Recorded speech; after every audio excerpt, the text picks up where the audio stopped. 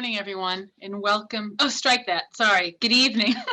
Good evening, everyone, and welcome to the November 23rd, 2020 meeting of the Wakefield Town Council. Calling this meeting to order and quickly taking the attendance of the counselors. I believe that we are all present except for Peter May, who I heard from earlier. If we could now go to the Pledge of Allegiance.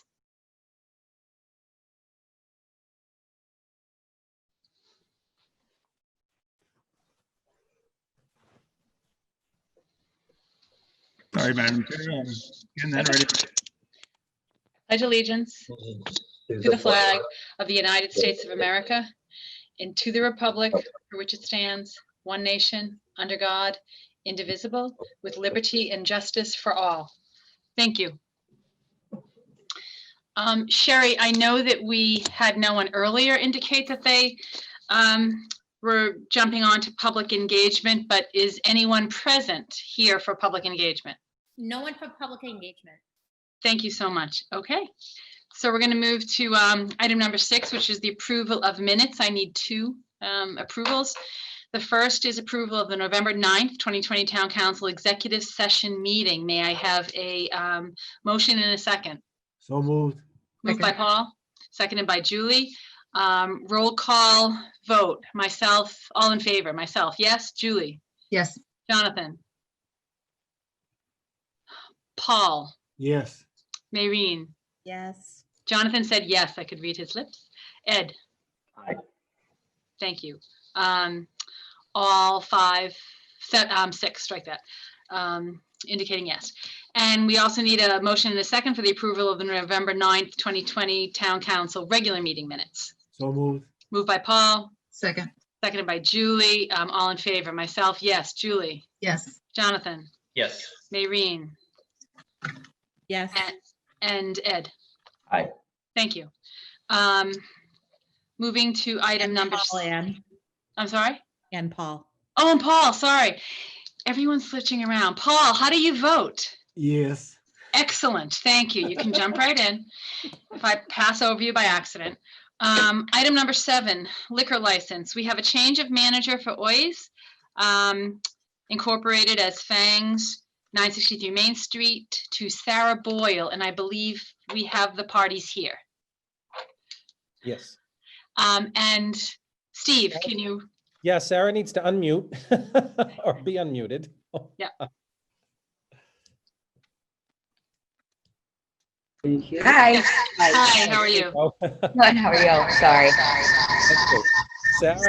Sarah and Kevin are both here with us from Fangs, and Sarah is going to take over as the new manager.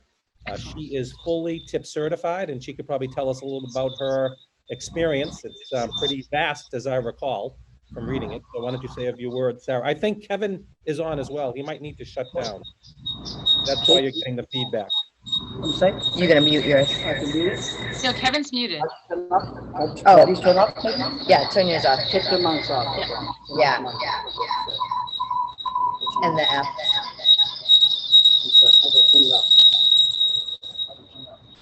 Better, I think.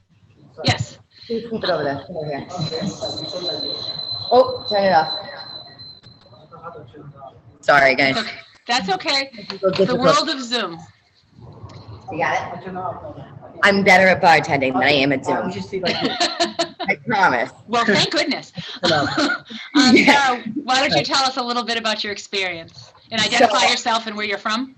All right, so my name is Sarah Boyle. I am originally from Malden, Massachusetts, currently living in Saugus. I've been working with Kevin and Karen for 3 years now, bartending, coordinating functions, their upstairs club and their downstairs, hostessing, running operations day to day.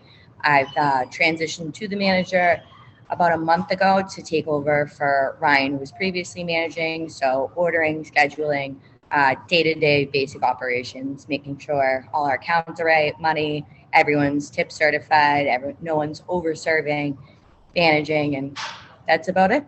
So far, so smooth. Excellent. Excellent. Great. Good. 2 thumbs up. I like to see that. Steve, I assume that all paperwork is in order and everything filed? Okay. Steve indicated yes.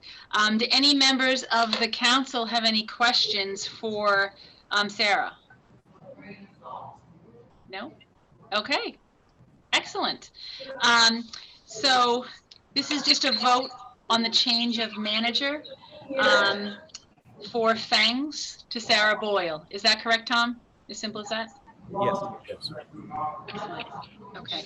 And Um, I might point out to the council, Ian, that this will be sent in to the ABCC because they need to approve it. However, the renewal of the license, which we're going to take up later on, will have the old manager still on it because it hasn't been approved by the ABCC. Okay, Okay? So just so makes sense. no one is. Thank you. So I need a motion and a second to approve the change in manager of Fangs to Sarah Boyle. So moved. Moved by Paul, Second. seconded by Jonathan. All in favor, myself, yes. Julie? Yes. Jonathan? Yes. Paul? Yes. Maureen? Yes. And Ed? Aye. Excellent. Okay, unanimously approved. Thanks very much. Good Okay. luck with everything. We hope to see you soon. Appreciate it. Thank Happy you. Thanksgiving, guys. You as well. Take care. Thank you. Thank you. Moving on to item number 8, we have the COVID-19 update. Steve? Yes, joining me today is our Emergency Management Director, Tom Walsh. Ruth had another commitment tonight, also talking about COVID-19, so she didn't want to feel left out. But Wakefield is experiencing numbers like other communities are. And since November 1st, we've experienced through yesterday 132 new cases. There's nothing really special about these cases. They're not from the schools, as far as we can tell. They're not being spread in the schools, as far as we can tell. What we are seeing is some home clusters, meaning that maybe a parent at work gets it and gives it to the children, or the children gets it and it runs through the family, which I guess is going to happen. One thing that we do see, though, and everyone's seeing this, that I'm calling it the Halloween effect, and I think that Tom agrees with me. Since Halloween, between November 1st and November 14th, and think of that as a 14-day incubation period, Wakefield had 84 cases, not unlike every other community. So there was not, people did not heed staying in small groups. The largest group is 20 to 29-year-olds right now. So that's something that we're trying to get the messaging and see them with that. So between, November 8th and November 14th, we experienced 64 cases in Wakefield. Doing a little bit better between the 15th and the 21st, 49 cases. So that's a nice trend to see.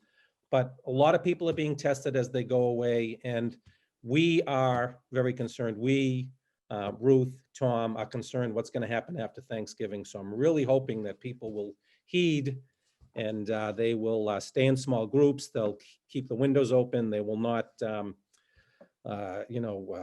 socialize with huge groups. And I'm really worried when the college kids come back to school, socializing with their friends that were in the class below them. I get it, it's natural, but I am a little bit worried about that. So we are trying to message there, our message of wash your hands, watch your distance, wear a mask. We'll talk a little bit about that more again tonight. Hopefully it's working a little bit. Wakefield is a yellow community. And we're that, despite having a high number of cases, we're that because our positivity rate is around 3%, 3.18 in last Thursday. A lot of people are getting tested. Probably about 1,500 to 1,600 people a week are getting tested in Wakefield. One thing we have looked in, I know Councilor Dombrowski has brought this up, and actually today, the Department of Public Health came out with some new guidance on ordering your own home tests, or your own community tests, I should say. So Tom and I and Ruth will talk about that to see about what we can do to do some of, or if we should do our own test. State had been saying Saugus is right next door, go next door, but that was having some very lengthy waits. So we're going to look at that through our, probably through Cataldo Ambulance. Tom's already been in contact with them So we're looking at that there. One thing that we are doing, a little bit of a new interactive approach to getting the public involved in spreading the word to wear a mask, watch your distance, wash your hands, is we have ordered a number of clings. And think of these clings that you might put in your window, put in the back of your car or something. And we're asking the public to take their picture with their cling, either on their car or in their window. The cling can be picked up when they come in, which should be in a week or so, Jen, we hope. In a week or so. Jen's nodding, good. They'll be at the town hall lobby. They'll be at the savings bank lobby, the Wakefield Cooperative Bank lobby, and elsewhere where people can pick them up and show their willingness to spread this to the rest of the community. And they will enter a drawing for a gift certificate to one of our local restaurants. The Chamber was nice enough to sponsor that. So hopefully we'll get some people come in and spread it with hashtag Keep Wakefield Healthy and move that around. Also, for our businesses, we want our businesses to enjoy this too. So they also are going to be encouraged to put in clings. And we will also draw a business name every week that participates in this. And they will get a floral arrangement for their shop. And they will get a bottle from me personally, either of champagne or sparkling cider, whatever they would prefer. So we're trying to spread the word in a few different ways. The schools, as you know, the high school did go remote. For now, that is going to end, I believe, the Monday when they come back, the 30th from Thanksgiving. That is what's happening today, but this is a very moving target with what's happening with COVID-19. I don't see Wakefield's numbers as being any different than our other communities are. It's just people are getting out, they're getting fatigued. I get it, but we are really pleading with the community to, take all the precautions you can, and please don't believe all those out there that say this is a hoax, it's all going away. I mean, nationally, we hit a new milestone today, and I think in Massachusetts, we're over 200,000 cases now. So this is not a hoax. I promise you it's not a hoax. Maybe Tom, do you want to jump in a little bit? Have anything to add? No, I think you hit the nail on the head. The messaging is if we can get people out there to stay strong. The term I'm hearing now is everybody's COVID fatigued. That they're just tired of it because it's been so long. But I mean, there is a light at the end of the tunnel. It's going to be a little further away, but eventually, one of these vaccines is going to come out there. We'll have it distributed, but it's going to take some time.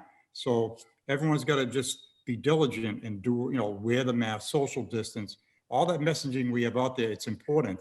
If you don't do it, you're going to end up, you see what's happened across the country.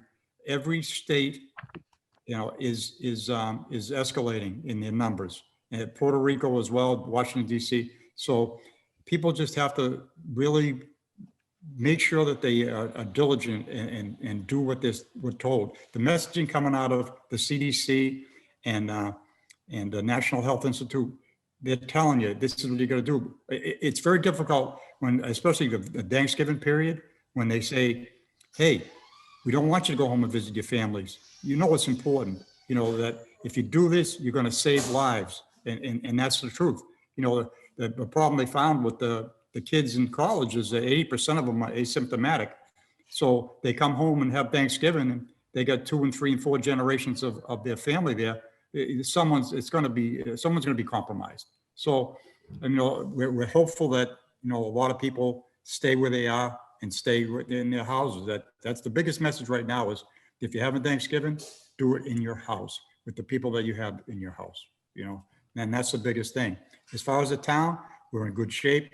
PPE, the way town hall is, you saw the construction of the new mailboxes. That's to help out the public. They don't have to come in the building. It's one less interaction they can have right now. And we're trying to do the same thing inside with signage we'll have inside the building, directories we'll have put in between, the town administrator gave us the permission to do it. And Jen McDonald's been working on this project. Within the next probably 3 weeks, you'll see town hall will be a little bit changed when you come into the interior. So all these things we're working on just to make it better. And hopefully, we'll see a turn, coming. Any questions? We're we're probably good. Thanks, Tom. Any questions from any of the counselors? Jonathan?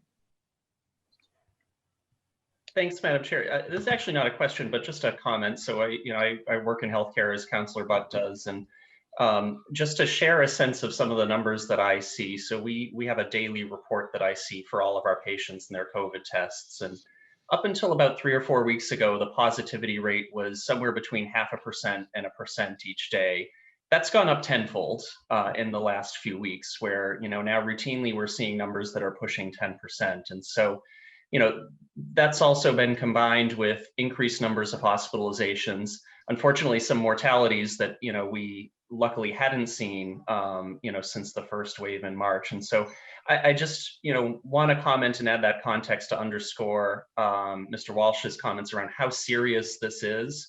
We are very much in a second wave right now, and the duration and severity of that second wave really depends on all of the work that we do today to social distance and wear masks. And so I just, again, really beg and plead with people to please, be responsible, do the right thing around Thanksgiving, and understand that, the trajectory of this pandemic over the next several months is entirely within our control if we make the right decisions.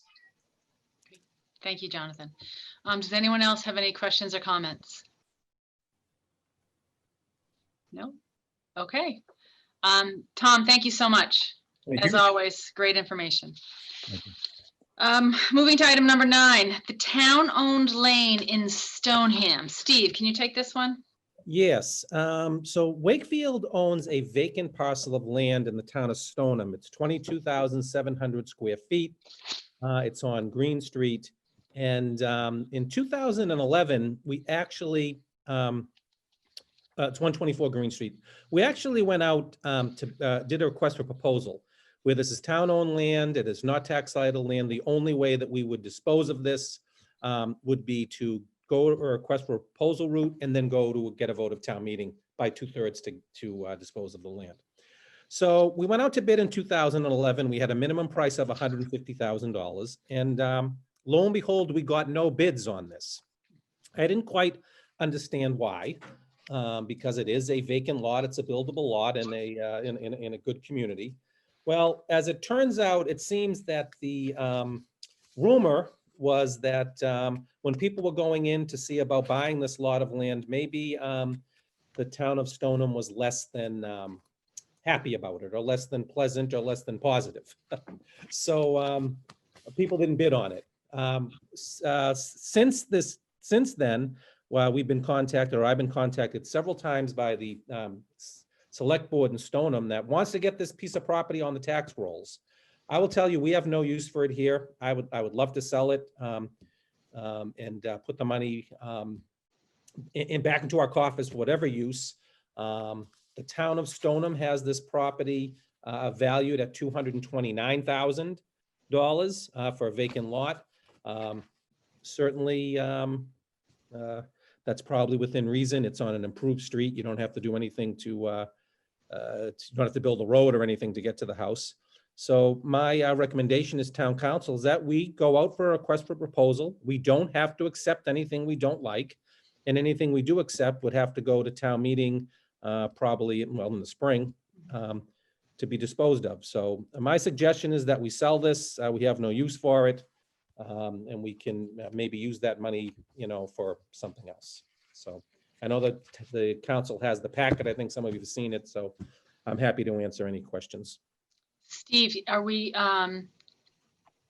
assured that Stoneham has an attitude adjustment that it will sell easier Yes, now? Yes, there was. That's a good way to put it. Yes, I've been contacted by a very good friend of ours who has been in front of this council Yep. holding a trophy, who has told us that he really wants this land sold. Okay.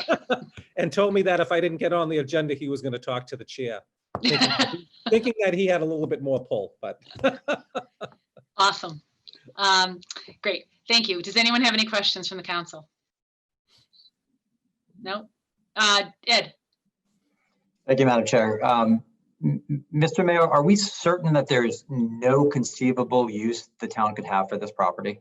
I've talked to all my department heads. No one that is there's no real use for it. It's in a residential neighborhood. It's, we have no need for it. There used to be a water tower there years ago.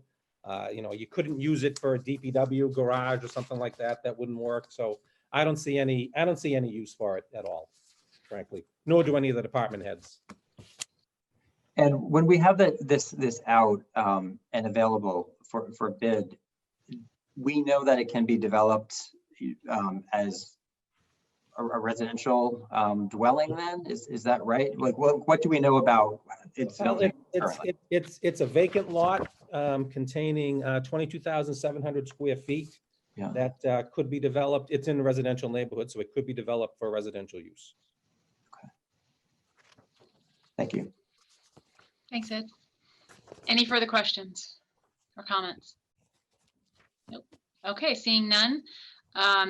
Steve, do we need a motion at this time to Yes. put forth the land? To issue a request for proposals for the property at 124 Green Street, Stoneham, and I would suggest with no minimum bid. We don't have to accept anything anyway. Okay. Do we have a motion and a second with the proposal as Steve just noted? I'll move, Madam Chair.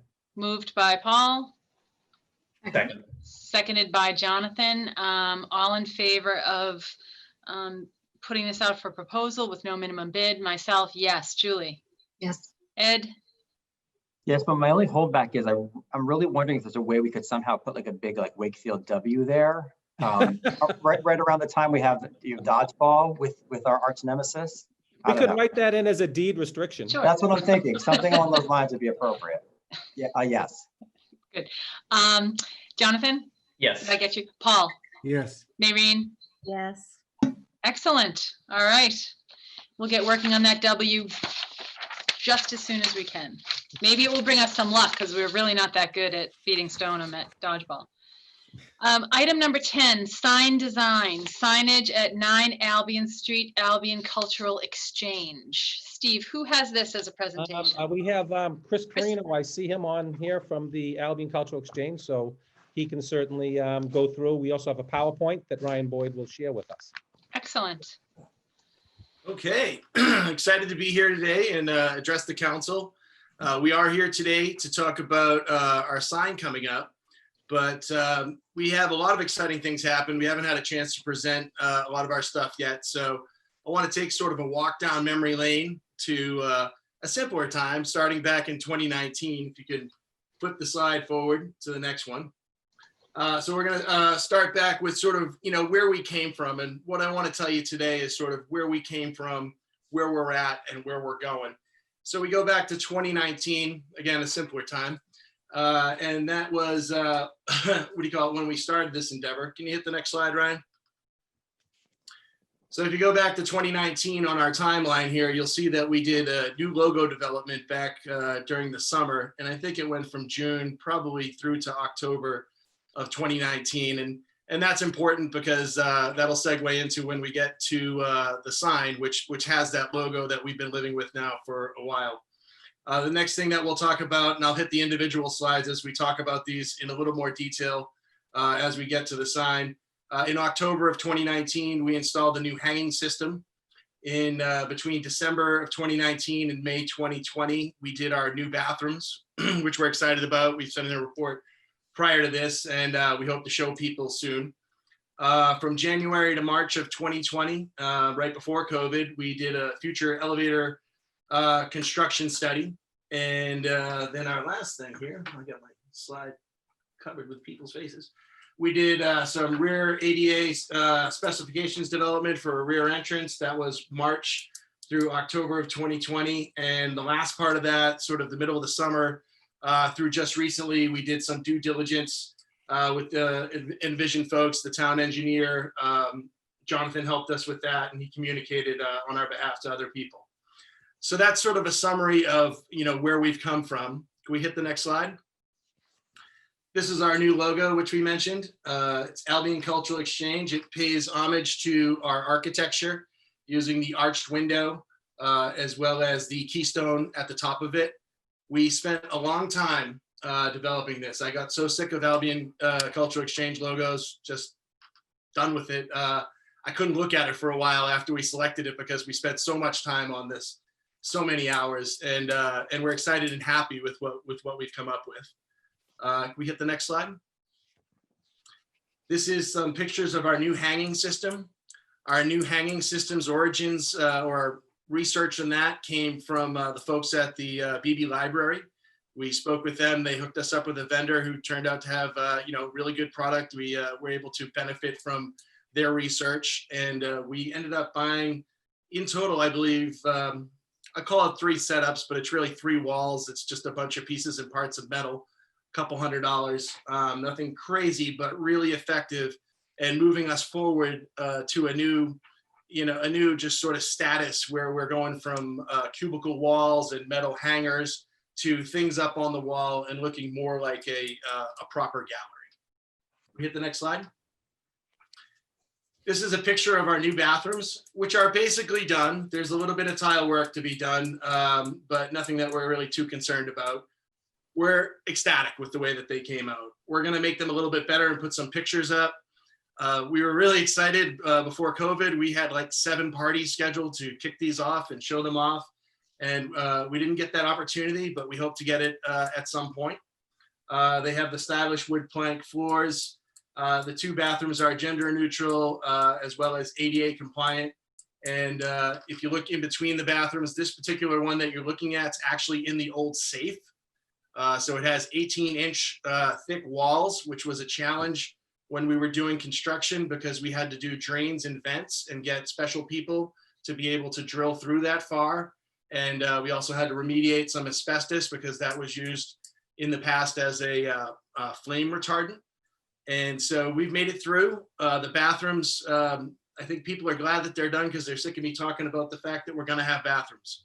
We now have bathrooms. They're here. We want to show them off. And like you said, then COVID came, and so we're at a new place.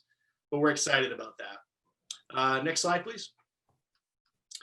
Then this is a future elevator study completed. The master plan of the Albion Cultural Exchange has us occupying all 3 floors. Currently, we're only using the first floor for a variety of reasons. However, in the future, we wish to use all the floors, which is going to require us getting an elevator. And we've talked about this for a long time. We're starting to get to the point where we're starting to think about funding for that as we get through some of our other projects. The big thing that we wanted to know was, especially as we're putting an ADA compliant entrance in our rear, was if the work that we were going to do was going to be impacted by a future elevator. So we didn't want to do work, spend a bunch of money, and then put in an elevator and undo that work, or just not really be smart about it. So we spent a lot of time with our architect looking at costs, looking at different locations. Well, we haven't chosen a location where it would go. We did do cost estimates with accelerators for future years, and the numbers are coming in between 360 and 500,000. When that comes to be, those numbers will probably be higher when that happens. But the important part of this exercise and risk assessment was to make sure that the work that we have planned and we're getting ready to put out to bid for an ADA entrance in our rear wasn't impacted, and that we were using our funds in an intelligent, smart, and with forethought in there. Next slide, please. Okay, and then this is an illustration.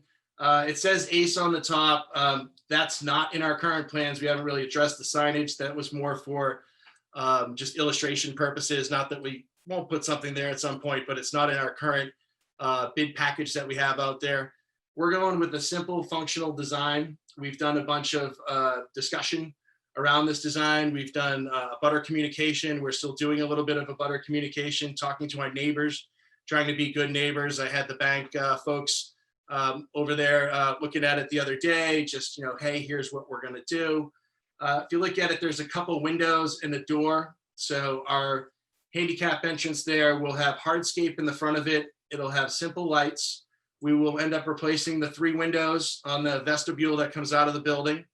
There'll be 2 automatic doors. One will be from the outside that you can see here, and then one on the inside. And on the inside, it's a double door, which is going to shrink down a little bit and become a handicap door. So it'll be filled in a little bit. We have been doing a material selection process with the committee. And we just talked about, like, the windows are probably, instead of being clear windows, we're leaning towards translucent so that you won't be able to see in them, but yet we'll get the benefits of the light. And so we're looking at that. We're looking at various tiles and things like that. We're really far along. We need to work a little bit more with DPW and town administrator, just talking about our abutter communications and just making sure that, you know, we're really ready to go and we've fleshed out everything. We're really close on that. Next slide, please. And then this is what we're here for, and, you know, going to discuss a little bit, is our front building signage. We've been looking for a long time to get a sign on the building. We weren't ready. We had a little bit of money. We had some other things that we deemed higher priorities, such as ADA access and bathrooms. Those took, you know, very much a front seat before we considered any vanity items like a sign. But now, you know, we're at the point where we've got the funding for it. We worked with Sardella Signs. We also consulted Jim McBain before we really got anything together about what would be appropriate here. And we've designed this sign, or Bob designed the sign and Jim designed this sign, and we gave feedback and took a vote on it. Everyone seems to be pretty happy with it. It utilizes the logo that we've developed now over a year ago. And it uses the brackets similar to the storage company underneath the Dollar Tree, which is a recently approved sign. And can we hit the next slide, please? This is a mock-up, obviously, of what it would look like. If you look in this picture, you see that we've got the patriotic bunts, but in this picture, the one in the middle is actually removed, and we may realign those to just sort of show how the sign would be. It's going to be up high. We fiddled with the sizing a bunch, and we'll talk about that in our letter, but we wanted to make sure that we got the right size, not over, not under, you know, just right. So that's the visual that you'll have, and we really think it'll be attractive and in line with where the Envision project and the rest of the folks downtown are going with the visual appealing item. And it'll make us identifiable when you take the corner on the street. You'll see our projection bracket sign here. Next slide, please. And then here's a view. It's blurry, but again, this is a mock-up to say, hey, this is what it would look like if you were walking up the sidewalk. And we'll continue on from here. Next slide, please. All right, so what's our schedule now? So when I started talking to you, you can hit the next slide too. One more, there you go. When we started talking, what I said was we're going to talk about where we came from, where we're at, and where we're going. So we've covered basically where we came from. This slide here is our schedule. It talks about you know, where we're at and where we're going moving forward. And so right now we're in November and December timeframe, and we're working on our rear ADA entrance, getting that out to bid and doing our abutter communication. For January through March, we actually have a show planned. It's our first show planned since COVID. And this is going to be an interesting one because we fall under the museums and cultural facilities guidelines with the state. And that is how we're approaching doing this. The exhibit's going to be called New Beginnings, and it's going to feature art from a bunch of local artists.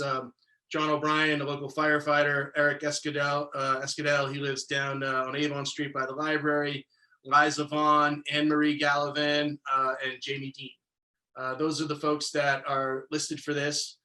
As we looked at it, and, you know, we are very cautious of what's going on in the world today. Again, you know, when we designed our logo, it was simpler times. This is going to be an exhibit. We're going to sort of retire what has been known as First Thursday. That was where we tried to get everybody at the first Thursday to come downtown, you know, kind of encouraging crowds and density. And then we would usually open on Friday and Saturday as well. That's not appropriate in the current environment anymore. So the way that this would happen is people would log onto our website, which there'll be a new version for that when we're ready to go. And they will reserve a specific time. The show will be free. And the good news about that is I talked to Bob DeBella over at the Savings Bank, and we talked about it. He's looked at this presentation. We talked about the show and how it would be. And people would pre-schedule their times. It'll be over like a 4-month period from January to April or so. There'd be specific dates. People will pre-register under the cultural facilities and museum guidelines with the state is what we're using as our marker, as well as the health department and emergency services and anybody else that needs to be keyed in. We're looking at probably 8 or less people. The savings bank has agreed to underwrite it. They started us off with $500 for that underwriting effort, and that's to pay for us to get some thermometers, PPE, and set up a contact tracing type assembly. And so we're excited that the savings bank was willing to help us out. And we were going to talk with the town administrator, the health department, as far as setting that kind of thing up. But we thought we're in a surge right now. If it continues and restrictions come, we won't open. We will go straight with the state guidelines. And that's what we have planned between January and March, January and April. The idea of retiring sort of first Thursday, going to this longer pre-booked situation, it also brings us to a new era in the Albion Cultural Exchange, and that is sort of what I'm like to call an always on mode. And so we operated much like a function hall prior to this, which is we'd set up a show, break it down, set it up, break it down.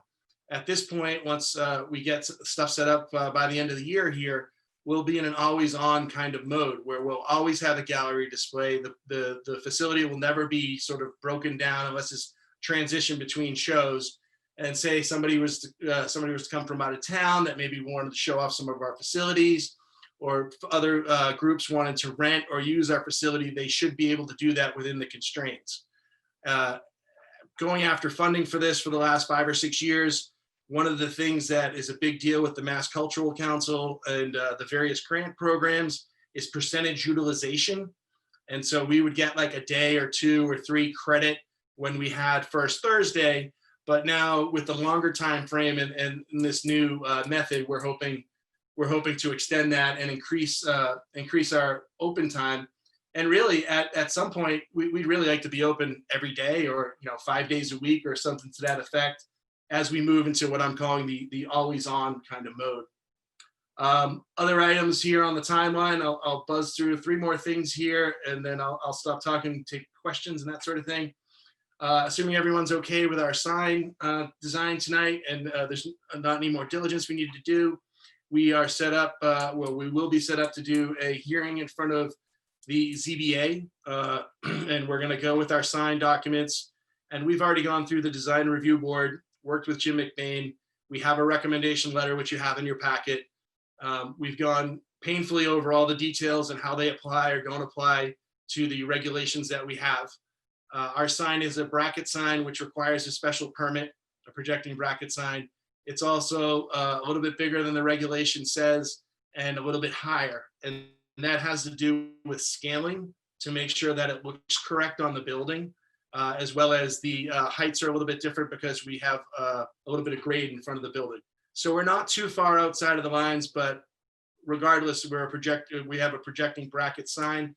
So we need to go there anyways. We worked with Jim McBain and we sort of rationalized, various iterations of this. And this seems to be the one that everybody can get on board with in the sign business. Assuming a favorable outcome with all the parties involved with the sign review, the sign will be fabricated and installed. The fabrication could take anywhere from 30 to 60 days. And so we anticipate February or March or so, sign installation. And somewhere between February and May, we're also hoping that our rear ADA entrance will be commence construction. We're trying to get that out to bid. There's some timeframes there, but as soon as we get it out to bid, we get bids in and do all the evaluation. Time is of the essence. Our goal, which we hopefully we will be meeting, assuming all goes well, is for full ADA compliance, as well as future projections for revenue and just where we're taking the entire ship. Can you see the next slide, please? So this is our next steps of where we're going during the winter and the spring of 2021. We've got the rear ADA entrance out to bid. We've got the front signage approvals and installation. We've got the New Beginnings exhibit underwritten by the Savings Bank. and our rear ADA construction. We hit the next slide. And that's the show. That's everything that we have. This is all our committee members here. Everybody on this list has worked hard. I couldn't get anyone else out tonight, but I've been working them hard the last couple of months. We had 2 meetings within the last couple of weeks because we're working on our rear entrance, and we really stepped through because we learned from our first bathroom construction project. We are really stepping through the details with a fine-tooth comb for the rear entrance. So I've gotten the team together a couple times to do that, as well as to talk about the Arts Collaborative of Wakefield and just this idea of how we're moving to our always on mode and, moving forward with just sort of new beginnings, which is why our show is named that. Great. Chris, thank you so much. That was a great presentation. And as someone who was touring the vault and trying to imagine it as a bathroom, how many months ago, I give you a lot of credit. Boy, have you guys come a long way. It looks great. It absolutely looks great.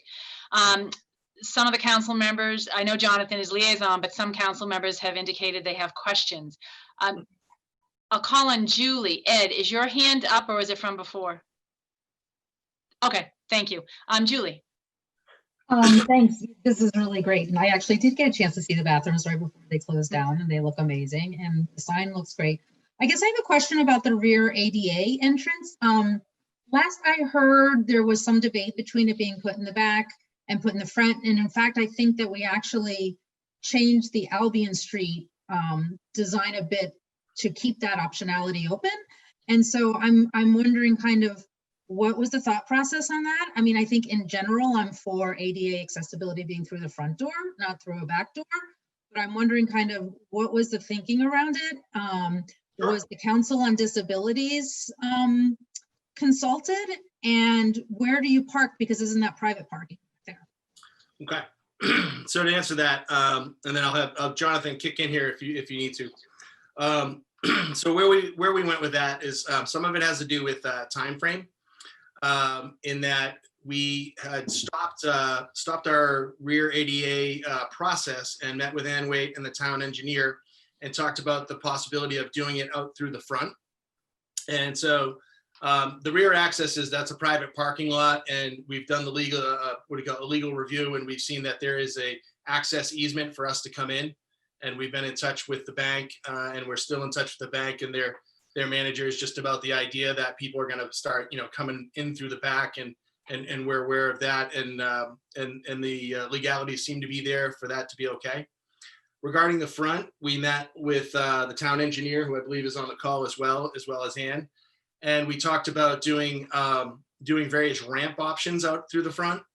And what we were looking for was a commitment to the width, because the width out in the front was likely going to require the removal of some parking spaces, which we know to be a sensitive issue. And so we talked to the town engineer. We were out there. We were all there in person a couple times. We went back and forth over a time frame.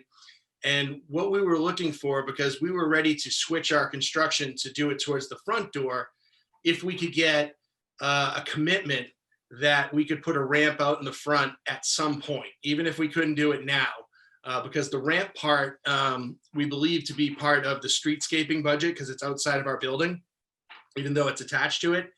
And we went through and really, we like that option, and we definitely want to exercise that option if possible in the future. The timeline for that, given what we know and what we could get commitments for, is 2, 3, maybe 4 years out. And we're looking for that accessibility, and we have the funding now. So we sat through and we said, hey, can we get a commitment that we can get a ramp there at some point if we do the door on the front, which requires a specific handicap door, and it's, there's a whole bunch of build out that has to happen in the front before the ramp gets there. Can we get a commitment that we can go that wide on the sidewalk with the ramp and still have the sidewalk as wide as we need it? Unfortunately, we weren't able to get that commitment. I'm confused who that commitment comes from. Okay, Jonathan, I'm going to ask you to jump in here, but we spoke with Ann Waite. Seems like that commitment would come from us. Well, we spoke with Ann. We spoke with the town engineer. I forget his name. So He's on the call. Madam Yeah, Chair, Bill do you Renaud. mind if I chime in, if that's okay? Sure. Yeah. No, I think, I don't think commitment is the right word. I think it really came down to timing. And, the concern was, we didn't know, what the timing would be for kind of the redesign of that part of Albion. And I know we're talking about Albion Street later in the meeting, and the work that we're doing this year actually doesn't cover that block. But B, there was also a question of what does it actually look like and how does the design change in terms of the space we'd need for the ramp, how many parking spaces we would lose, how that would affect the bump outs for the sidewalks and so forth. And I think at the end of the day, when this was brought back to Chris's board, I think they just felt that there were so many unknowns in the front that they didn't want to lose the opportunity to do a door in the back.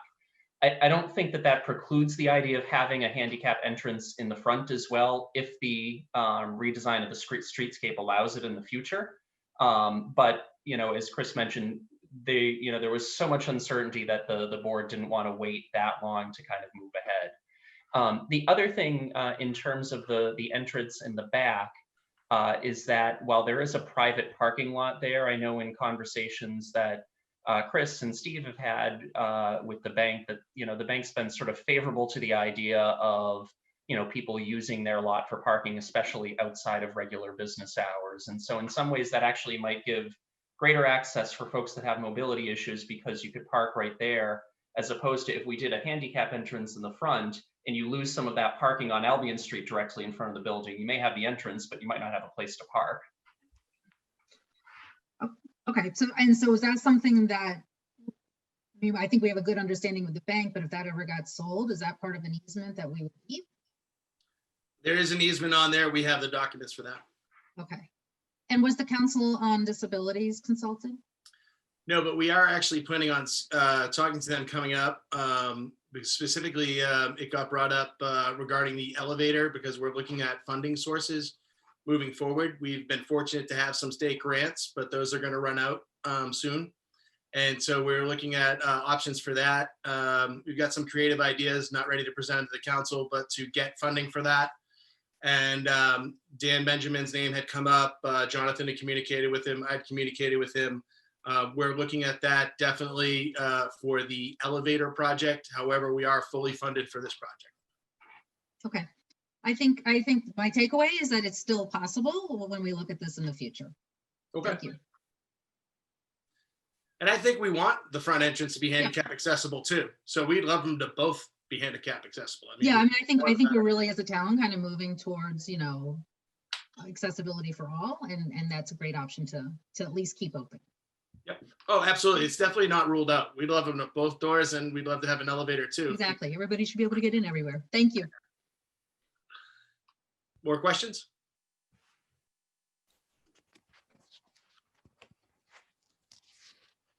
Ian?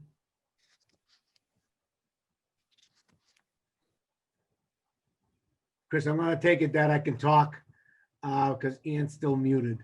So, Chris. Yes, great I am still presentation. muted. You have to give a holler when that happens. Yeah, Paul, go ahead. Thank you. Chris, great presentation. Very detailed in what you had to say about the entire building. I do have several questions. Albion Okay. Cultural Exchange, are you in favor of the elevator or not? Oh yeah, we just don't have the money for it. Okay, so if the elevator gets put in, couldn't that be your second or your front handicap access? Instead of compromising the changing of the front entrance? I think they're independent of each other. The places that we've looked at for the elevator are actually all in the rear, and there's like the back left corner, there's the stairwell, there's like 5 different plots, and they're all out on the back side as far as the elevator to get up, which all have access to the rear ADA entrance. But if we had a front ADA entrance, that would also work, because if people come in through there, they can also get on the elevator to go down or to go up. But I'd say that they're not necessarily connected or tangent. They're independent but tangent. So the elevator doesn't have to be at the rear of the building. No. The elevator could be at the front of the building where the second entrance is. Yep. Right? And then you can have it Yeah. as multi-level at that point, and then you can get all 3 floors. Yeah. Right? Okay, no, it's just an option, because the front entrance adds a lot of character to the building. And to have to change that to make it ADA, I would rather find the funding for the elevator. Have you tried working with Mass Development and doing a crowdfunding where they would pay X amount of percentage? Are we talking for the elevator? Yes. Okay. No, the elevator's cost area is in the tune of, like I said, 360 to 500,000 or so. I So it's understand. outside of what we realistically have funding for. So the reason that we're going forward with the plan that we have is because our goal was to become ADA compliant. And with our bathrooms ready to go, we just need one of the entrances to hit that metric. Right, Our cost projections for our rear door are currently around 50,000. And right. so when we did our feasibility study between the elevator and the various entrance, whether it was on the rear or the top, what we looked to do was to make sure that we were using our money in a sensible kind of way. So like I said, they're tangent, but not connected. So we can do this rear entrance with the funding that we have now. And then when the elevator comes along, that could go on the front. And to your note, we could do it in such a way, and this is stuff that hasn't been explored, it's just sort of been pontificated. We could do it in such a way that we wouldn't do a ramp and we'd come in at the door at number 11, but that's the stairwell that goes up top. And so in the extensive discussions we have on that, and I'm willing to go into them with you offline, because we've had very detailed instructions. If we take out that stairwell, we're basically at 100,000 to reconfigure everything before the elevator. So that puts us at about 600,000 for our elevator. So it's a real challenging problem, which we don't have the answer to yet. But we Okay, do so that know takes care that of we the can get, elevator, the compliance on the first floor, given our existing funding. Okay, so right now, we have an access easement to get to the rear entrance right now through Santander's property, correct? Right. Okay, but we don't have any parking back there because the parking all belongs to Santander. Correct. You're working on an agreement to get at least one handicap spot, is that what I'm hearing? I did not say that. Okay, What do you call it? There's no agreement for that. The handicap parking, I believe, I haven't looked at it, but we would be going with regular parking. The access, there's a fire lane on the Santander property. That's where the easement is listed on the map. And so, verbally, the manager said, like, hey, we don't care what you do with the parking back here, but that's not a formal agreement of any sort. People would park and they would come in off Chestnut Street. They can come across and come into our entrance, but no, there is no agreement for any, not right now. There could be.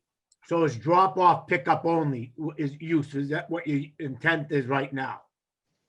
People can be dropped off at that rear entrance, they could get inside, then that car would I mean, leave. or they can park on the street, depends on, So we have one handicap spot, but it's almost at the corner of Main and Chestnut. Yeah. So if something like this, would another handicap spot say at the ATM machine? That'd be wonderful. I mean, we definitely could explore that, but we haven't so far. It's just an option though down the road as far as having a place for the handicap car to park while they're inside the building. Because you don't intend them to be there all day. Right. So, Yeah, and I think that'd be a great idea, and reconfiguring things so that they all kind of fall into place is definitely on the list of things that we want to do. So Chris, I'm not sure if you can answer this or if it's going to have to get bumped to Steve. If businesses are on the second floor of that building, you need an elevator. Is that correct? So just real quick before it goes to Steve, the master plan of the building that we have from our 2017 study and from various other iterations is for that to be what the state calls innovation spaces, which is like an artist loft workspace. Yes. And so, yeah, to use that, my understanding is to use the second floor or third floor, depending on how you look at it at all, we need an elevator. But if it's residential, you don't, right? That's not in my area of expertise. So I'm just want to make sure that we're not limiting ourselves to the second. So in order to get, if we're using business on the second floor or the third floor, whichever one you want to call it, I believe we need to have an elevator or you need a waiver. Correct. Right, we anticipate that we need an elevator, and that's why we did the study to find out if our entrance work was going to impact that. There are different cost factors in a significant way. This entire entrance project is priced out around 50,000. The elevator project, like I said, is more in the ballpark of $500,000. Chris, you're doing a fantastic job there. I'm not trying to be Ask away. antagonistic on this. I'm just trying to come up with ideas of how to get this accomplished. If you need to talk to someone in regards to doing a crowdfunding opportunity where Mass Development might be able to say, yeah, they'll be involved and they will kick in a match up to a certain amount. Yeah. Let me know, and then we can talk on that as well too in the future, because that could be another source of you getting some income to get the elevator done. Yeah, absolutely. We're trying not to, put the cart in front of the horse. And our goal was to get ADA compliance as soon as possible. Correct. Which is where we're at. We got our bathrooms done. We got the entrance done. We've got our signage. At that point, we're basically broke, or really close to it. And then we're looking at, I'm starting to turn my vision towards sort of past all the stuff that you just saw today. And I'm starting to think of, okay, what the heck are we going to do to start, getting money back in the coffers so that we can do some of these other cool things with new signage, with new entrances, and just the new way of things. We feel that we have a much more marketable product. Very good job. Thank you. No worries. Thanks, Paul. I have Maureen and then Ed and then Julie again. So Chris, I want to thank you. And I just want to, before Jonathan took on as liaison, I was liaison for a little bit and sat through those meetings where you came up with the logo. And I just want to commend the group, Kathy and Donna and Joy and everyone else. It was such a great process. And it's so nice, the bathrooms and the shows and everything that you've been able to do with the meeting. Just two things that were mentioned here. One, to echo Councillor Smith-Galvin, I think it's really important when we have the opportunity to weigh in with other groups in town, and the Disability Commission is one that I think, getting their heads up and their input, because they are valuable in town. And I think that's a really great suggestion. And I know going forward, but it's good to be reminded of that. And then the other thing, to echo what Paul said a little bit, but we are joined today on this call for her first town council meeting by Erin Kokinda, who is in all hopes the person who will help look for those grants and those funding opportunities. And so I'm hoping that Erin gets to sit down with the group shortly, if she hasn't already, and look about some of those funding. Erin, I'm totally putting you on the spot, but that is the hope of when, hello, welcome. And kids are yelling upstairs. So yes, I'm listening in, but yes, I think this, I work for the city of arts is very important, but yes, I am here to help any way I can. So thank you. So as we look for grant opportunities or matching opportunities, that is high expectations we have in that position. So looking forward to some great collaboration there. Great. Thanks, Maureen.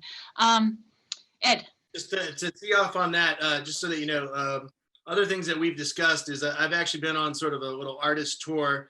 I was out in California, in Fallbrook, California, which has a lot of art in public places and a lot of redevelopment money that they have built into their zoning, where when people get permits and things, it actually goes into sort of like a revolving account, which goes to an artist fund.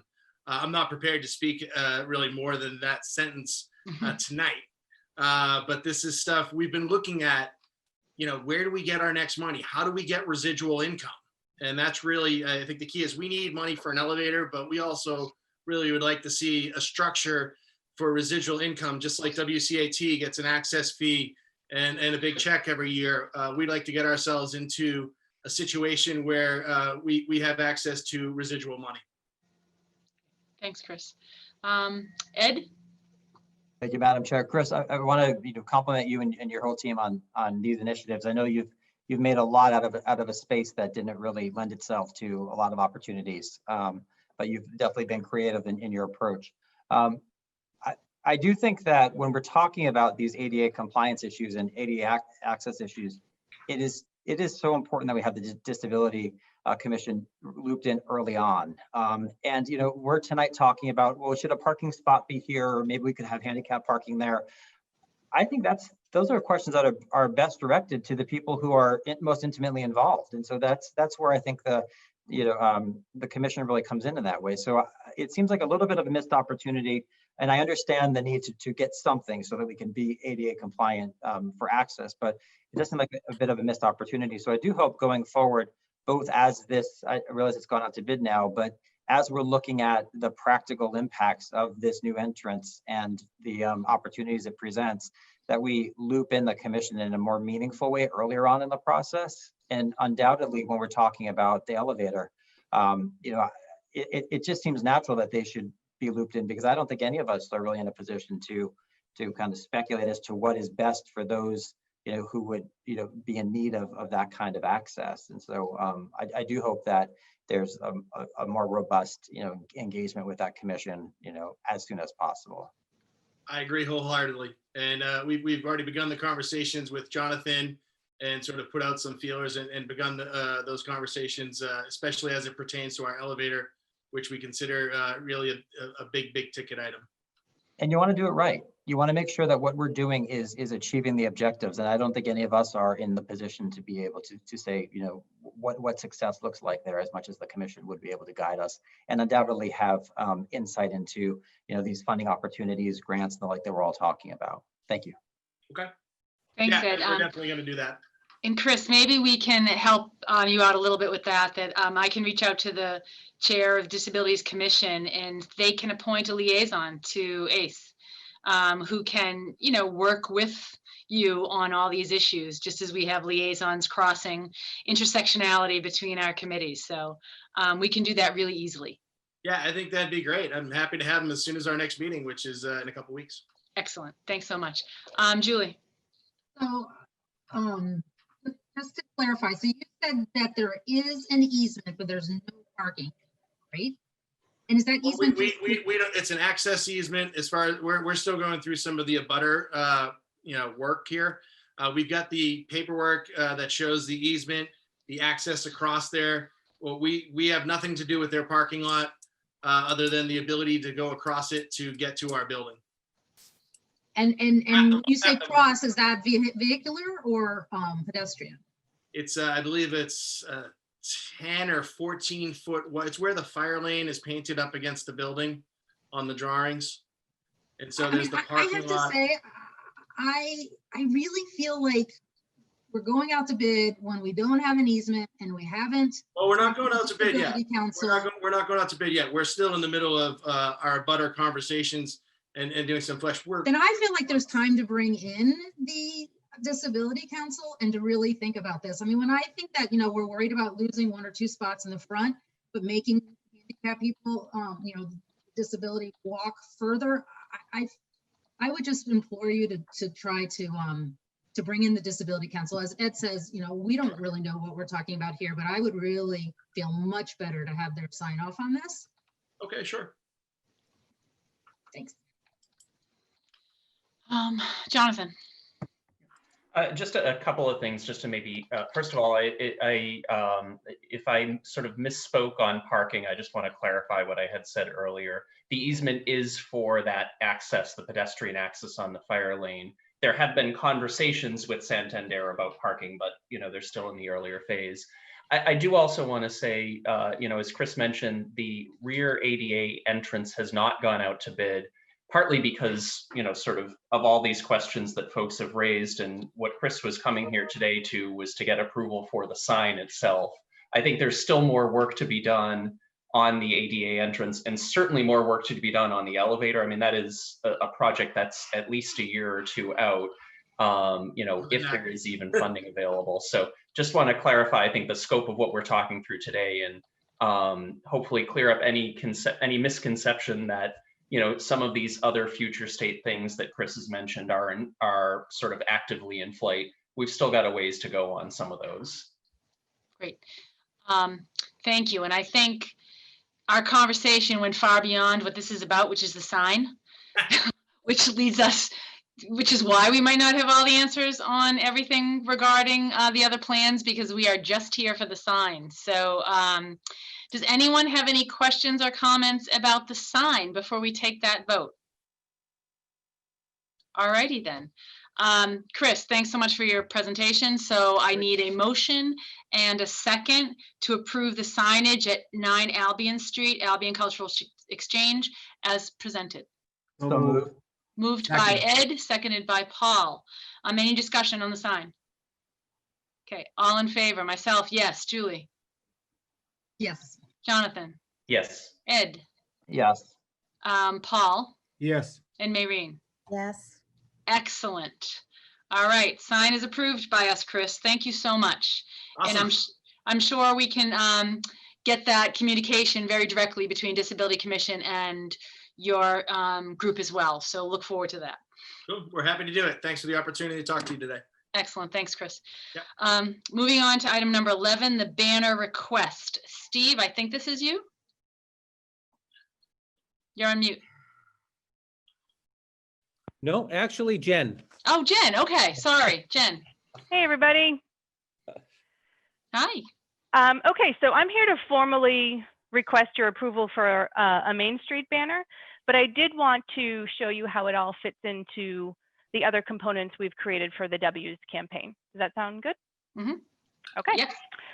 So as was discussed earlier this evening, we've heard a lot about, kind of going back to basics, the things we've heard before, but maybe the impact has lessened over time. I think Tom used the word fatigued. So that's the goal with what we're calling the W's campaign. Steve likes to say it's all about the W, meaning Wakefield, but we're adding a few more to that. Wash your hands, wear a mask, and watch your distance. So here on the screen, you can see some of the traditional media that we'll be using. If you went to town meeting, you saw these large posters, which now make their home in the kiosks. If we go to the next screen, you'll see some of the other traditional components. Is there another page to that? Okay, well, they were in your packet. There's the Main Street banner, which we're here to approve tonight. There's an insert in the Civic Center sign, and there is the digital billboard in which we get a small amount of free airtime, but hopefully we'll see that again. And then the last thing, if we're able to scroll down to the next page, or you can check out your packet, are the window clings that Steve mentioned before. And we're going to work with the Chamber of Commerce on these. They're real small. They're only 4x4, and it's the kind of thing you might put in your rear windshield next to your college or sports team decal. You could put it on a storm door at your house and a window at your office. And the interactive component, which the Chamber of Commerce is really good at, is getting the residents and the merchants involved together. So they're going to be hosting a contest. You can snap your photo, maybe of you with your decal or at a business that has one. And if you send it to them, you can win a restaurant gift card. And like Steve said, the merchants can win a nice locally sourced floral arrangement for their place of business. So hopefully we'll be seeing these around more. You can show your support by putting in a decal. It maybe will remind you, oh, right, I gotta put my mask on or wash my hands again. So it's kind of those back to basic messages. But the real goal here is to have your approval on that Main Street banner, which Sardella Signs would be printing for us. I have the quote, but have not had it printed pending the okay here. Great. Jen, thank you. And I just wanted to let you know that Ryan's screen froze. So that's why we were having trouble moving They forward. all kind of look the same. It's the same chalkboard kind of thing. They're just laid out a little different. And we have it in our packet. So thanks so much. Yep. Does anyone have any questions for Jen? Excellent. All right. Seeing no questions, then I'll take a motion and a second to approve the banner request for the Town of Wakefield Chamber of Commerce COVID Messaging W's campaign. So moved. Moved by Paul. Second. Seconded by Jonathan. Any discussion on this? Ed?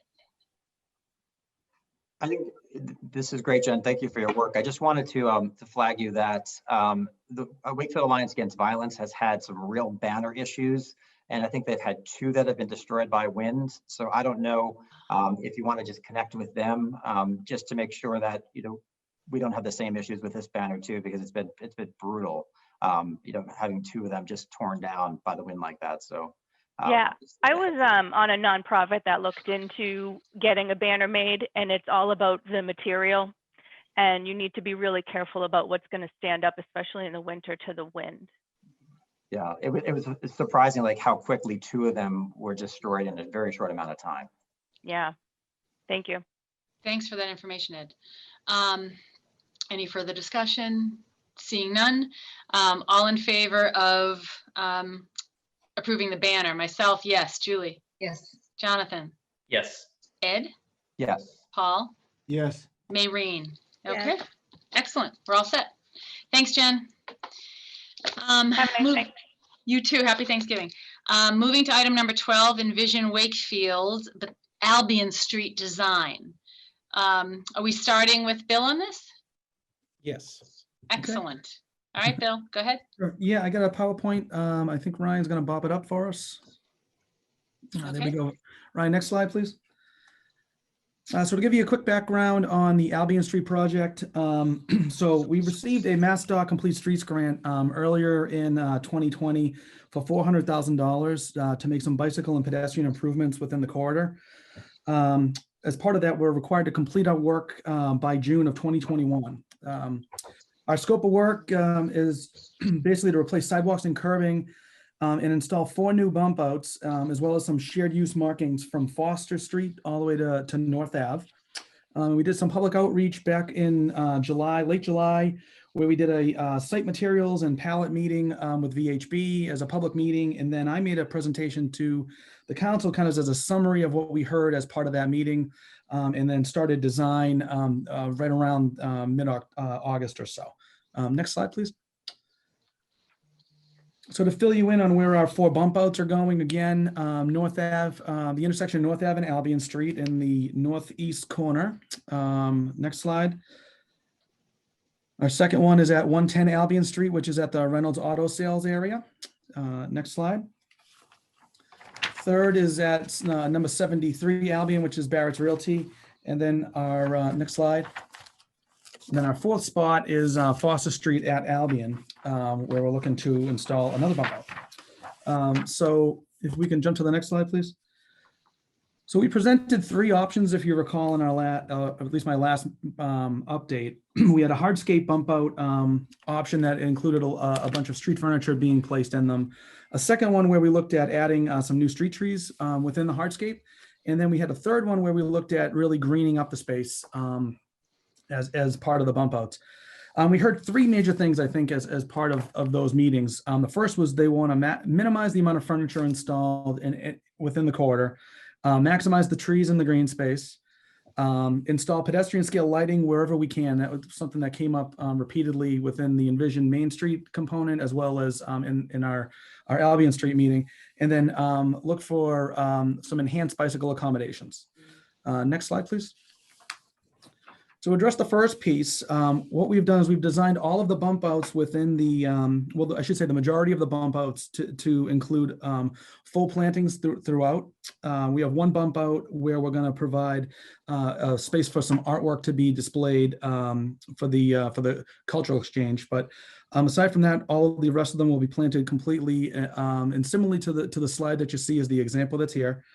With a series of native plants that are all salt resistant and have been used in areas like this throughout Massachusetts. We're also looking to install new street trees within all of the bump outs. So we have 7 new street trees being proposed within the corridor, which will be a tremendous enhancement. Next slide. Second piece was on pedestrian scale lighting, and we've been working with Gas and Light for the past couple of months here to look at options to install pedestrian scale lights. The light plant hired a lighting consultant to evaluate the corridor and determine, how many pedestrian scale lights would be needed, and to look at a design for that, kind of looking at the spread of the light and the foot candles and how the light would spread across. They also agreed to fund conduit and light pole foundation installations as part of my construction project that we're looking to bid. So that's a great enhancement and a great partnership with the light plant. And then they're going to follow up with electric wiring work and light pole installation as we finish, construction down the street. And then after that, you'll also just want to note to the two details of the light poles. The one on the right-hand side is basically the light pole that will be installed with also some new hanging baskets that will also put some more greenery throughout the corridor. If we go to the next slide. And then number 3 was a request for a new bike lane to be installed within the corridor. So, and I think we mentioned this in the last meeting, but our Complete Streets application included installation of sharrows rather than an actual bike lane in this. So, but we have designed the project so that there's nothing to preclude a future bike lane installation. We are planning on installing the sharrows as part of this right now. But one of the requests that we heard from the biking community was to see if we could push those bump outs back 1 foot, which we have accommodated. So right now our bump outs will provide a 20-foot travel lane within the roadway where we only have an 18-foot where the parking lane is. So it's going to be a foot back from the parking lane. We're looking to basically review the future bike lane in context with the town.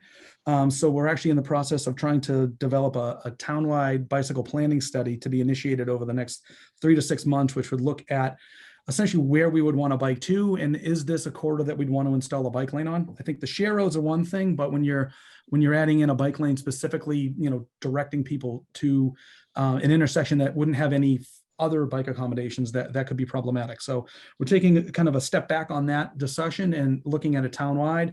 But like I said, nothing in this design is precluding that from going in the future. So I just want to be clear on that. If we can jump to the next slide.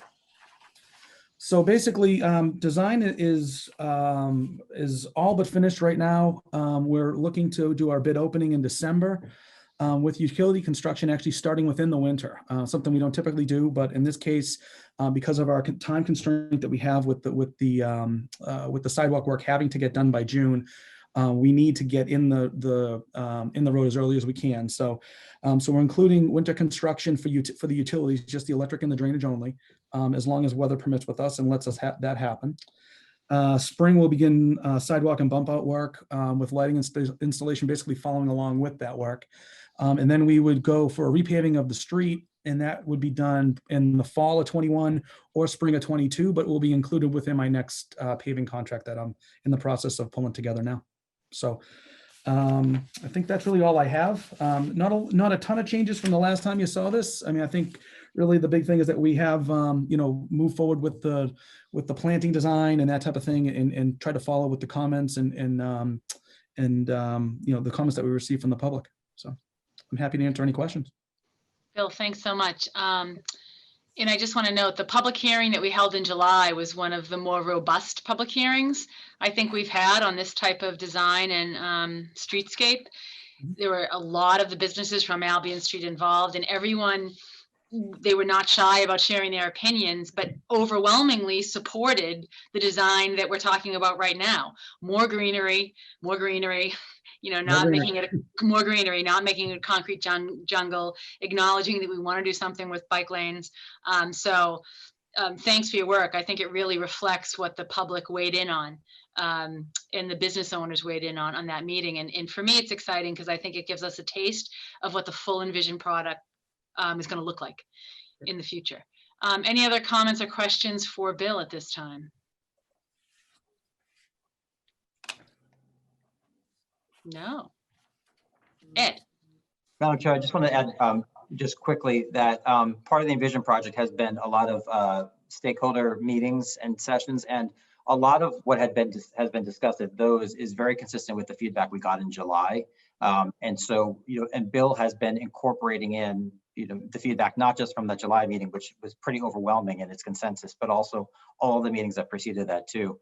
And also with respect to, his placement and the like, this is a very tricky street, and I give him a lot of credit to be very creative in making sure that we make the best use of it to make it safer, more pedestrian friendly, and also to beautify it. So he's done a really, really phenomenal job with incredible constraints. So, Bill, thank you very much for all the effort you've put in to make this into the plan that it is.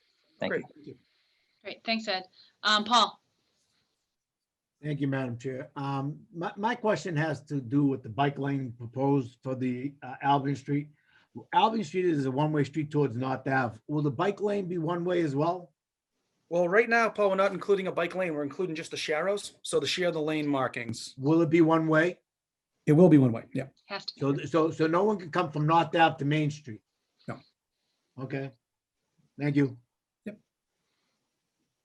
Any other questions or comments? No. Excellent.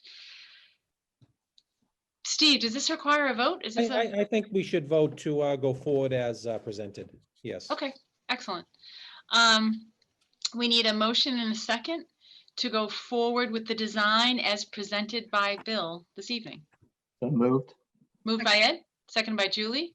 Any discussion on that? No. Taking the vote myself, yes. Julie? Yes. Jonathan? Yes. Ed? Yes. Maureen? Yes. And Paul? No. Okay. That is 5 yes, 1 no. Excellent. Thanks so much, Bill. That was great. I look forward to seeing it come to fruition. Great work. Bill, wait, before you jump off. Sure. While we have you here, can you give us a little bit just of a thumbnail sketch of what's happening on Broadway? I sure can. And So, just to, in someone who's, is missing that access point quite a bit because I live there and use it several times a day, but can't.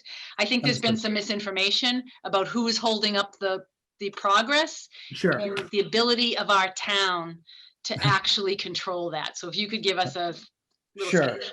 So quick background. So you all recall National Grid coming in to apply for a grant of location for the KV line project. As part of that, the initial proposal at Broadway was to actually jack and bore under the right of way to not impact the tracks, and basically just put 2 pits and jack all the pipe below. As National Grid got their approvals, the MBTA actually required them to do an open cut and remove the tracks and do a full excavation there. That actually became a great opportunity for the town and for WMLGD, because we could put in casings for our transmission mains, which allow us in sleeves basically to allow us to maintain them in the future and not impact the tracks. So the town and the light plant both jumped in on this as a definite positive and desirable scenario. So we worked through that and got that approved and installed. And then as part of the restoration work that was required at the crossing, obviously the railroad protection, those little medians that were there, were removed as part of that construction. So we looked at seeing if there was a way to do a temporary scenario and a temporary, essentially a temporary protection there. So we reached out to FRA as part of that. And FRA was well aware of the project that was going on and actually told us that the FRA has changed the way they do their quiet zone reviews. So they have now a new enforcement mechanism at FRA. And looking at that, they said that the town's application for the quiet zone back in 2000, it would have been 2010, 2008, somewhere around there, actually had some inconsistencies with the federal rules. So we had to look into it. So that's why this is still shut down, is because of the quiet zone. And I think the big piece to take away is that the quiet zone doesn't just look at Broadway. So it's not just the Broadway crossing, it's every single crossing through the whole entire town. And they have specific requirements when you claim. The way it works is essentially like a risk allocation that they do, and you take an average across the town, and your risk for the town has to be below the national risk. All right. So as you do those calculations, it looks at the accidents that are on the road. We've had a couple of those at different crossings here and there through the years. It also looks at how you installed what they call the safety measures, the supplemental safety measures. Those have to be installed exactly per plan as FRA lays it out. Unfortunately, in the town's configuration, we have, if you think about North Ave, how close that is as it runs along most of these intersections, Albion, Chestnut, and Prospect, we can't actually get the median to be long enough in those areas, but we took a claim that it was the entire length. And if you read the federal rule, it's very, very unclear. So we got guidance from FRA that we have to look at all of these, and we've been in the process of updating the calculation. I met with FRA last Wednesday to go through all of these and discuss how we would look to essentially count for that risk allocation, and if we would need to make any additional improvements within those areas. So that's what we're doing right now, is actually evaluating all those. We're close. I'm hoping to probably have at least a proposal by early next week is what I'm thinking as to how we would get this, this intersection open. But I think what we're going to end up looking at is probably some near-term improvements that we'd have to make by adding those islands back in Broadway. But that's only one component of it. We're probably going to also have to look at some other improvements at either by installing quad gates at certain intersections, and that would be more of a longer term fix. Those quad gates, though, they're very pricey. They can be somewhere between $500,000 to $1 million for each crossing, but they can also have to be done with some of those other improvements as well. So I'm kind of looking at all of those as to make a recommendation. But I think what we would do is we do a short-term installation, get the barriers back up. We have to refile with FRA, because what they've done is basically told us if we keep Broadway closed, that we don't lose our quiet zone status. As soon as we open that back up, we lose our quiet zone status. And that's not something that we want to have happen, because we were actually a quiet zone prior to the rule being made. So we're called a pre-rule quiet zone. So that gives us a much lower threshold to have to hit for that risk allocation. So as soon as if we were to lose that and they stop blowing horns, for us to get up to that level, we would be looking at making those gate improvements on multiple, if probably three of the crossings in the town at, like I said, $500,000 to $1 million a pop. So that's very critical that we don't open that up so that we keep the quiet zone in place. And as soon as we have the ability to get approval from FRA, which we'll be working with. So when we do these different types of safety measures, we actually have to get federal approval and have them agree to the safety, I guess the safety discount that it provides you, if you want to look at it that way. So that goes all the way to Washington, D.C., and basically all of our intersections will require us to look at that, aside from Chestnut Street. That's the only one that's 100% compliant right now. And I take it that sometimes the turnaround with the FRA isn't a couple days. It's So not that- a couple of days typically, but we have so they have a new team that is the enforcement team that works and has a direct line to Washington. So that's the group that we're actually working with. Okay. So they were out here with us on Wednesday. We talked about basically the approach and how we want to do it. They are in agreement with our approach, but they did caution us that if we just get below that threshold, we take one accident, now we would lose our quiet zone status. So we really have to think about the long term. But like I said, we'll have a game plan, I think, within the next week or so. Great. Thanks very much. And I think at some point we might bring you back for a more complete presentation, maybe after you've talked to these folks. Yeah, that sounds great. Jonathan, Paul, then Julie. Thank you, Madam Chair, and thank you, Bill, for the update and the explanation. I know it's a really complex set of requirements that we need to follow, so appreciate you walking through that. I have a lot of questions probably for another day, but sort of one immediate question. If the FRA does require us to do, more of the long-term fix in terms of quad gates at all the intersections and so forth, would that preclude us from opening Broadway back up after we do sort of the near-term intervention? Is there a situation where we could be prohibited from opening up the Broadway crossing for, potentially, a year while we get the quad gates done, or are there sort of mitigating circumstances that FRA would consider as part of sort of progress to that long-term goal? So the short answer to that is they've told us that we cannot open that up until we determine where we are within our quiet zone status. So if that is a year, I think that's probably generous. It could be as long as 2.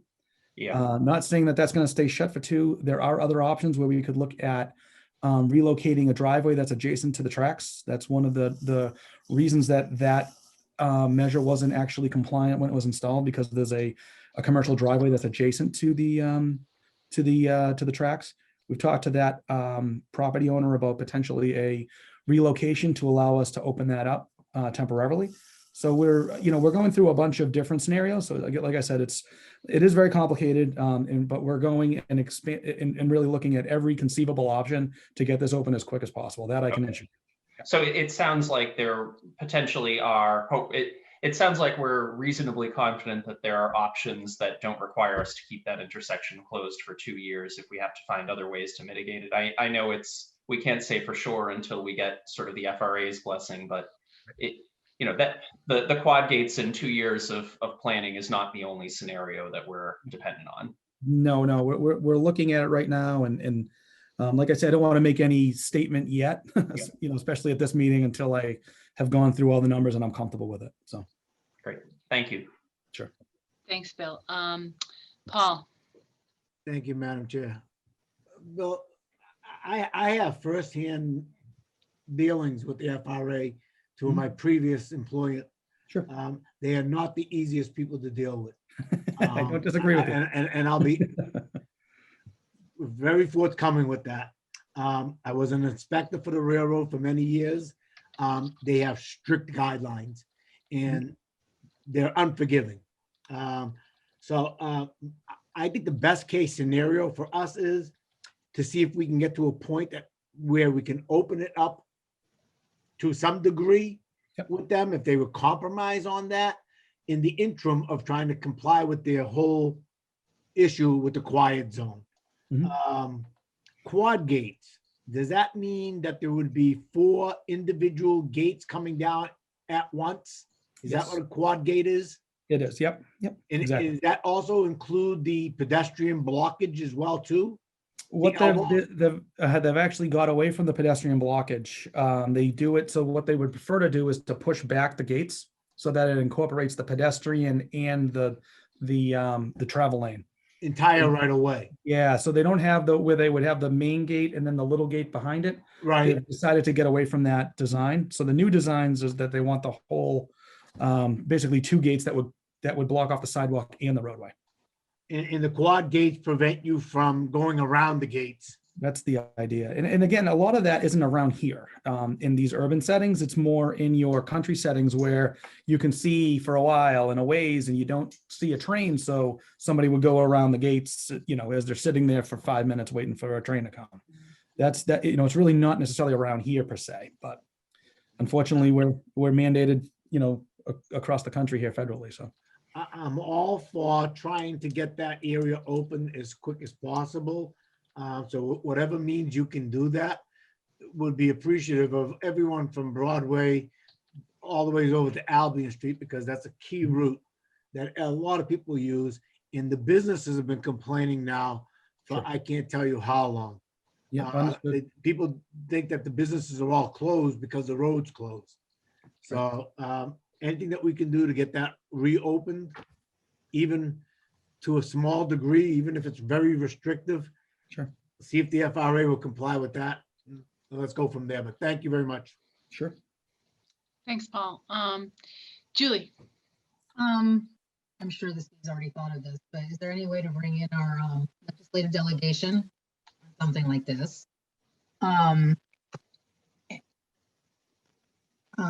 And I guess my second is just, we seem to be working under the presumption that we want to be a quiet zone, and I'm not saying we don't want to be a quiet zone, but that seems to be the presumption that we're working under. And we know it may come to a point where we have to decide we want to reopen. What does it mean not to be a quiet zone? And there may be some discussion that needs to happen around that as well. Sure. If it truly is a safety issue. Yeah. So I don't think we should be working from the assumption that we're doing everything we can not to be a quiet zone closed down for 2 years. Thanks, Julie. Bill, just on that point, from what you said, though, if we lose our quiet zone status, a lot of other bad things can happen. It will cost us a ton of money. So it's happened already. So it's happened in the Commonwealth. It happened in Chelsea. So Okay. yeah. And so that happened within the last, it's the same group that I'm actually talking to that notified them that their initial quiet zone application was incorrect. They did nothing with that information and lost their quiet zone status, and the horns have been blowing for, I want to say, the past 3 or 6 months, somewhere in that range. Okay. I think to Councilor Smith-Gavin's comment, I think we probably would have that discussion down the road a little bit. I'm hopeful that we can get this thing open, and then that is a discussion for whether we're installing the quad gates and if we want to spend the additional money. But there are a lot of loopholes, just to be clear on it. There are a lot of issues with installing those quad gates and having to deal with the MBTA. That's going to be just as challenging as dealing with the FRA, probably more.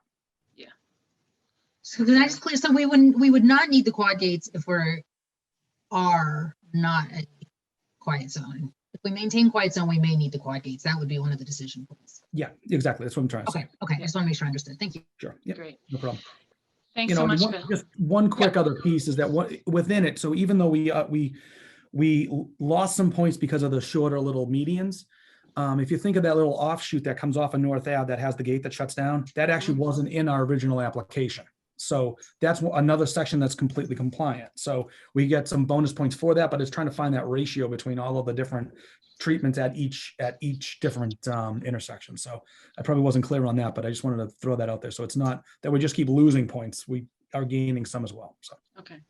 All right. Great. Thanks, Bill. And if you could, you and Steve chat every day, I'm sure, and maybe we can have you back here at a future meeting, just to keep us updated on it, because it does impact a ton of people in town. Understood. Definitely. Awesome. Thanks so much, Bill. Sure. Thanks for sticking around for that question. Item number 13, we have appointments and committees. The first one is an appointment of town council member to the Wakefield 2030 Community Vision Committee. So I think, Jonathan, can I throw this to you? Yes, and actually I was hoping, Madam Chair, I do have a short presentation I was hoping we could walk through just to add some context. I know I've kind of shared a little bit here and there of some of the work so far, but thought this might help kind of illuminate what it is that we're doing. So as we've talked through, and just as a sort of where we've been on this, we did as a council spend some time, I think back at the end of January, talking about starting an effort to create a vision and value statement for the community. And the idea was that this would be a sort of bottoms up, very participatory process where we'd be really leveraging a whole lot of public engagement to come up with a shared vision for sort of what we want Wakefield to be in the future.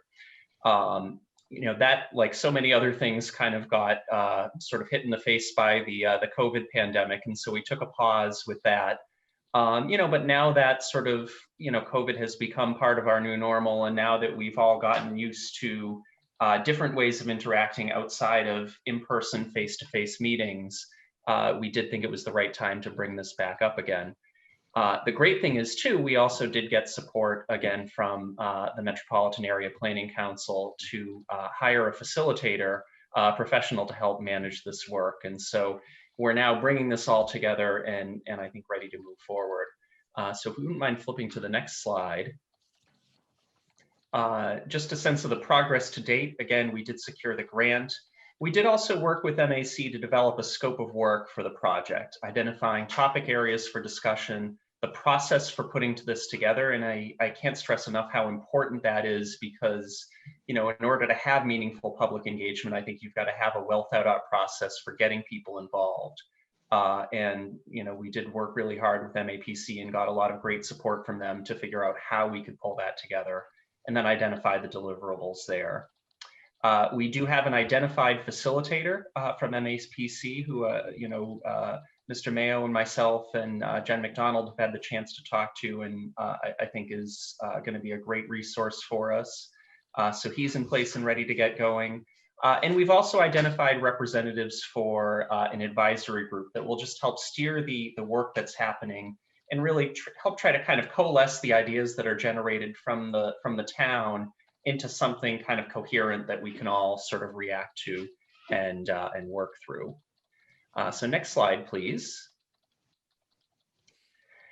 This slide just describes some of the topic areas for discussion. And so what we wanted to do was really identify what were those areas that we wanted to consider in scope for this visioning process. And this is really important because if you talk about developing a vision for the town, that means different things to different people. Some people immediately think about sort of physical plant and kind of the traditional sort of planning topics around growth and around sort of housing and around sort of business development. And that's certainly part of what's here. And if you look at the right-hand column, that ties to a lot of those more traditional planning types of topics, thinking about growth and preservation, looking at housing, looking at transit, how we leverage sort of the parks and leisure areas that we have. But we also wanted to broaden this discussion beyond that and really focus on other areas that aren't just sort of the bricks and mortar planning for the town. And so we wanted to talk about quality of life issues. How do we think about protecting health and safety in our community? I mean, I think, given what we've lived through over the last year, we understand now that that means more than, sort of police and fire, but also covers public health and also covers how we protect vulnerable communities in town.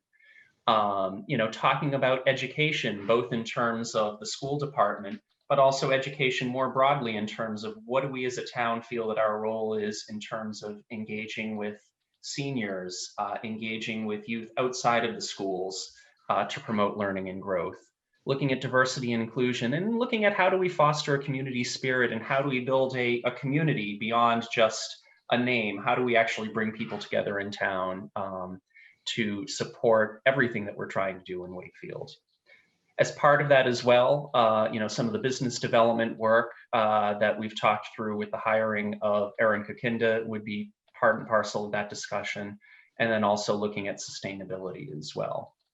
So these are really meant to be areas designed to kind of generate discussion among residents that participate, to generate ideas, to generate even some disagreements in some of these areas, to try to flesh out, as we think about these topics, how do we start to coalesce a vision for the community? Next slide, please. This is just a sense of the timeline. We're looking at this being about an 8-month process, kicking off effectively in the next couple of weeks and taking us through next summer. You see in the red boxes on the top, the advisory group. So that's that group that's really intended to be sort of a steering committee for this process, to make sure that we're organized for the public forums, and then to start to take some of that input from the public forums and to shape it into something that is kind of coherent, that people are able to react to. I think the bulk of the work happens not at that advisory group meeting, but with everything that happens below that in terms of the public discussions.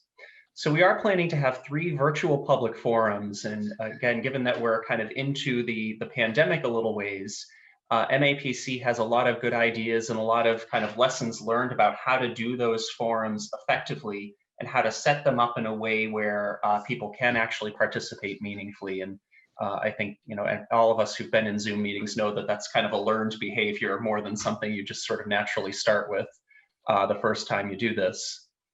We also are looking to put out an online community survey that will be open for a fairly lengthy period of time. That's intended to be open-ended. We want people to have really as many opportunities to participate as possible. And so that will be out there for a long period of time and will give people a chance to add their thoughts, either sort of new thoughts or reactions to maybe things they've heard in some of the public forums. We also will be looking to kind of use town meeting in the spring as another opportunity to engage with people by having a table at town meeting, so that as people are checking in or leaving, they have a chance to look at some of the ideas that have been generated, add their own comments and so forth. And then finally, once we get sort of a draft together, we will have a period of comment for that, so that people are able to react to something before it becomes a finished product that then we as a council would vote on. So if you flip to the next slide, this gives you an idea of the representation on the advisory group. Today we'll vote on the town council's representatives, and you see the suggestion there of myself and Councillor Donaco. We also have spent a lot of time talking through each of the other boards and commissions that we had identified back in January when we talked about this at a council meeting, to provide representation for this advisory group. And you do see some of the names there. I think we've identified someone from every committee with the exception of the Youth Council. And I'm still working with Catherine Dingra to finalize who that representative will be, but there will be someone from the Youth Council as well. This is intended to be an initial list. This is not intended to be sort of, the decision makers on this from here on out to the end of the process. we want to make sure that we have flexibility so that as we go through the process and as residents do engage with it, if there are people that raise their hand that want to take on this role, I think the idea would be that, we would look to expand this group or set up different, subcommittees as necessary, depending on how the process goes. And again, the level of engagement we see with the community. So, this is, again, intended to be really a steering group to help make sure that the work is on track. This is not intended to be purely the idea generation group. That really is meant to be coming from the public at large. So if we flip to the next slide, this is just an overview of the deliverables, we'll be expecting from MAPC. They will produce a report of everything that comes out of this process over the next 8 months. It'll include some visuals and some summaries that we'll be able to have for display on the website, at Town Hall, at other places, maybe in our kiosks. It'll include a summary of why we did this, what our purpose was, and what our goals were in putting this together, as well as the vision and value statement itself.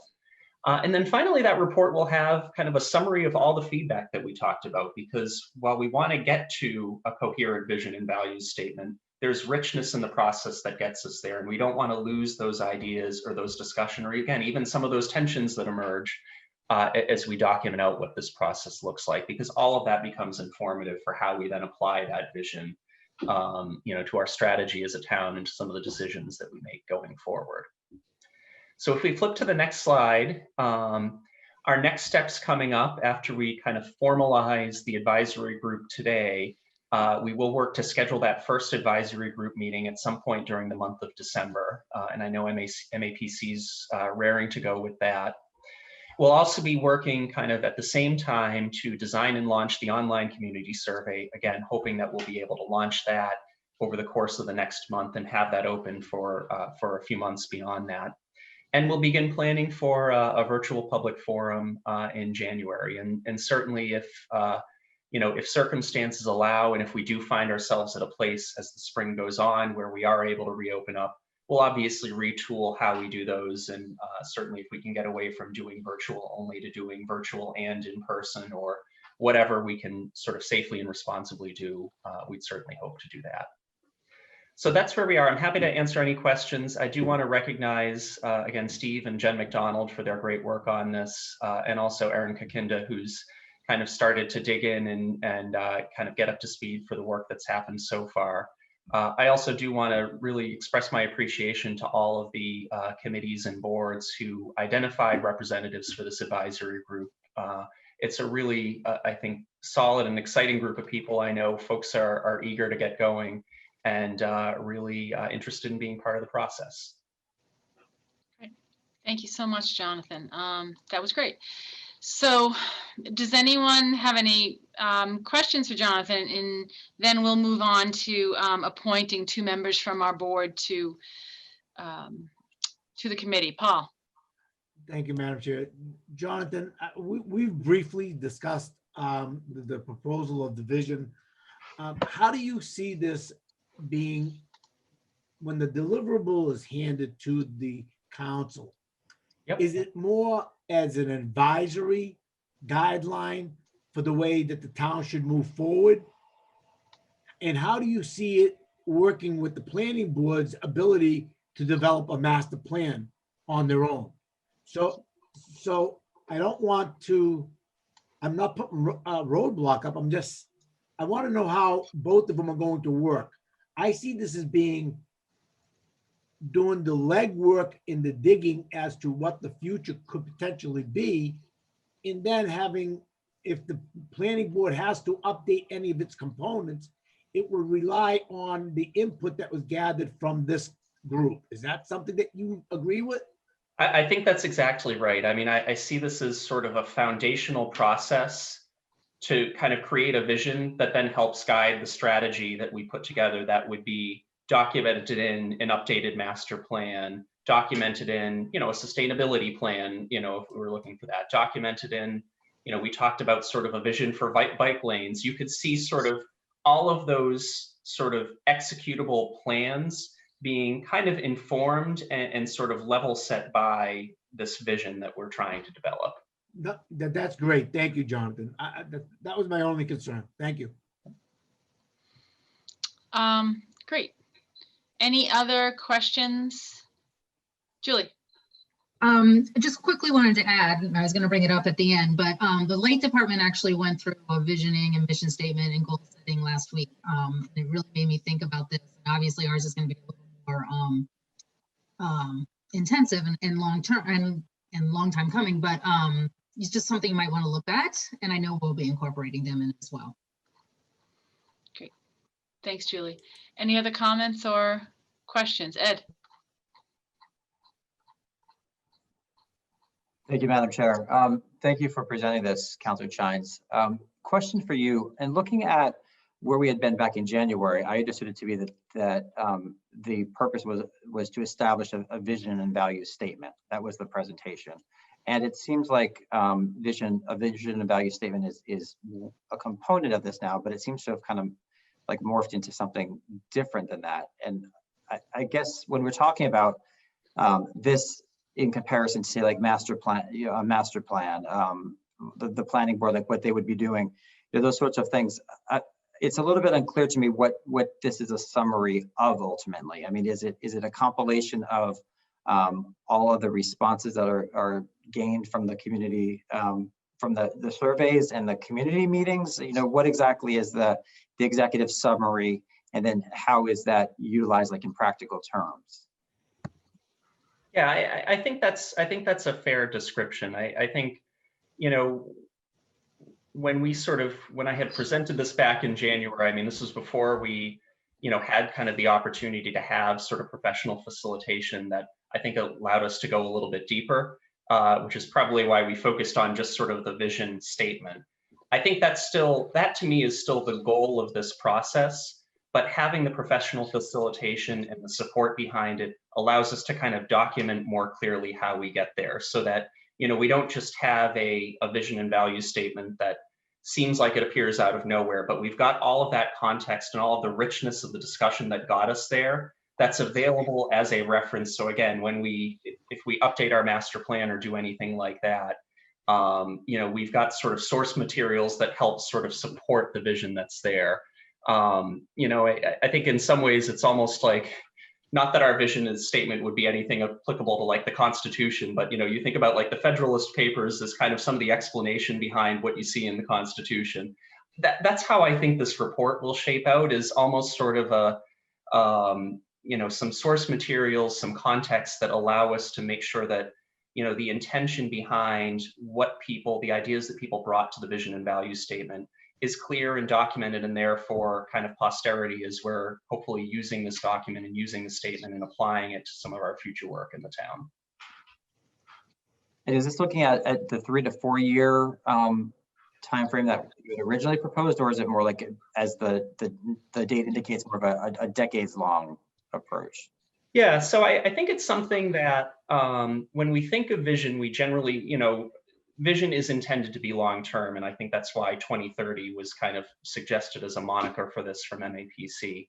That doesn't necessarily mean, though, that we don't take a refresh of this, in 3 or 4 years. I don't think the intention would be that we go through the full process at that point, but, I think, circumstances change, and I mean, right now, the things that we're focused on here in Wakefield this year are very different than anything we would have imagined a couple of years ago. So I don't think the future orientation and kind of the 2030 view should necessarily preclude us from looking at this again in a couple of years and maybe doing a refresh if we decide it's appropriate.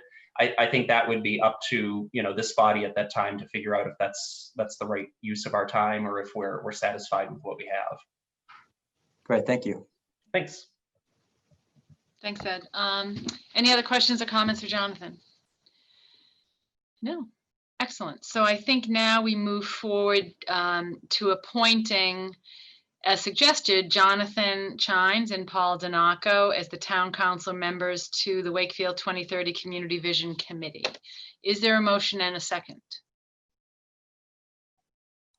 So moved. Moved by Paul. Second. Seconded by Julie. Any discussion on that? Seeing none, the vote to appoint Paul and Jonathan, going forward? Myself, yes. Julie? Yes. Jonathan? I'm going to abstain. I don't Only think you because have to. I don't think I you know, have to just- abstain. Vote for Maybe- yourself. Own it. I'll just give you my sense would be if I could split my vote, I would abstain for me and absolutely vote in support of Councilor Jadot. Well, can't we? We're voting for both. Okay. All right. I'll So vote yes. excellent. I bullied you into it, but good job. Ed? Yes. Paul? Yeah, oops.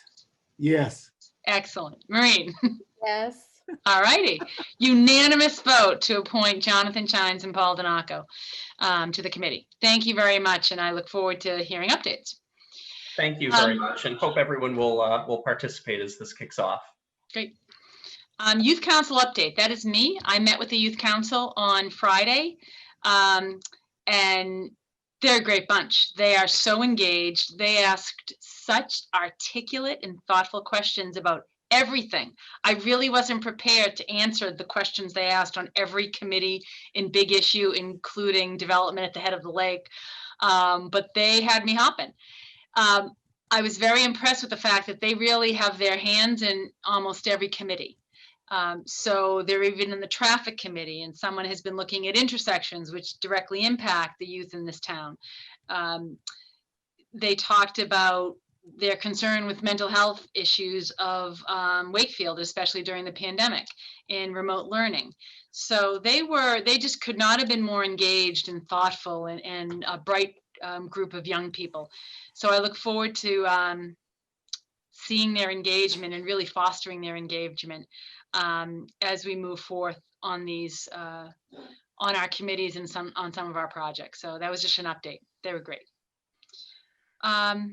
Item number 14. So we have licenses, and it's done a little bit differently than you've seen in the past. The licenses are simply listed, and that is because we have moved into the 21st century, and we have online new licensing software that is completely online. Through this software, every single department sees each application. So frankly, I think it is a much more thorough review of these applications that we had in the past when they were simply paper. So any name that you see listed here has gone through the process of the police department, the DPW, everyone else that needs to be seen, Sherry's office, to make sure all the paperwork's in order. Through this, we've also collected some back taxes that we had not collected before. So I think it's a great, we don't get those packets that we see. However, you could always ask Steve if you have any questions, but there shouldn't be a need for us to know too much more information. These are renewals. Obviously, for new businesses, we will have more information before us, but for renewals, it's you can be assured that, Steve, and I think I'm correct, that if the name is here, each department has signed off on it. Yes, yeah, that is correct. And Sherry's done a great job with this. And not only back taxes did we collect, but we got a unregistered car removed from one spot. Oh, look at that. That said, we will not move this forward, can't move this forward. And it wasn't the applicants, it was the landlord. So it's going well. And Board of Health is also using this. So the other nice thing is you're getting departments that are really talking to each other more, even though it's it's through the computer, but they feel a real sense of accomplishment. They got this done and we worked together. So it's been a great job. And, Sherry did a great job pushing this and getting it through. So thank you. Excellent. And thank you, Sherry. I'm sure it makes her job easier too, and it's just so much more efficient. So before we vote on these, Paul, do you see your hand up? Just a quick question before the vote occurs, and I like the new format. That's not, the more question is towards Steve and Tom. I'm not sure what the requirement is. When we issue a liquor license to any establishment, do they have to make us aware of whether or not their employees are all tip certified? Is that part of our current requirement? So are the hostesses and the waitresses all tip certified? Managers are. Excuse me? Will not, managers will be. But the But person serving the alcohol to It you is when you're sitting possible that down. They are new hired, that they're not. It is very possible, although we do strongly encourage that and tell them that. But it's not a requirement. I mean, it could be, there could be a lag. Okay, just a question. Someone asked me that from another community, whether or not our waitresses were tip certified because they're the ones that are actually serving the alcohol. We have told them that, yes, they should be, but there is always going to be a lag, Paul. Can't Okay, guarantee. no, thank you. Appreciate it. Thank you very No much. one can. Thank you. Any other questions before we take the votes? Jonathan? Thank you. Just a quick question for Ms. Dalton. First of all, I think it's terrific that we've been able to implement it, and really, Sherry, thank you for all your great work on this.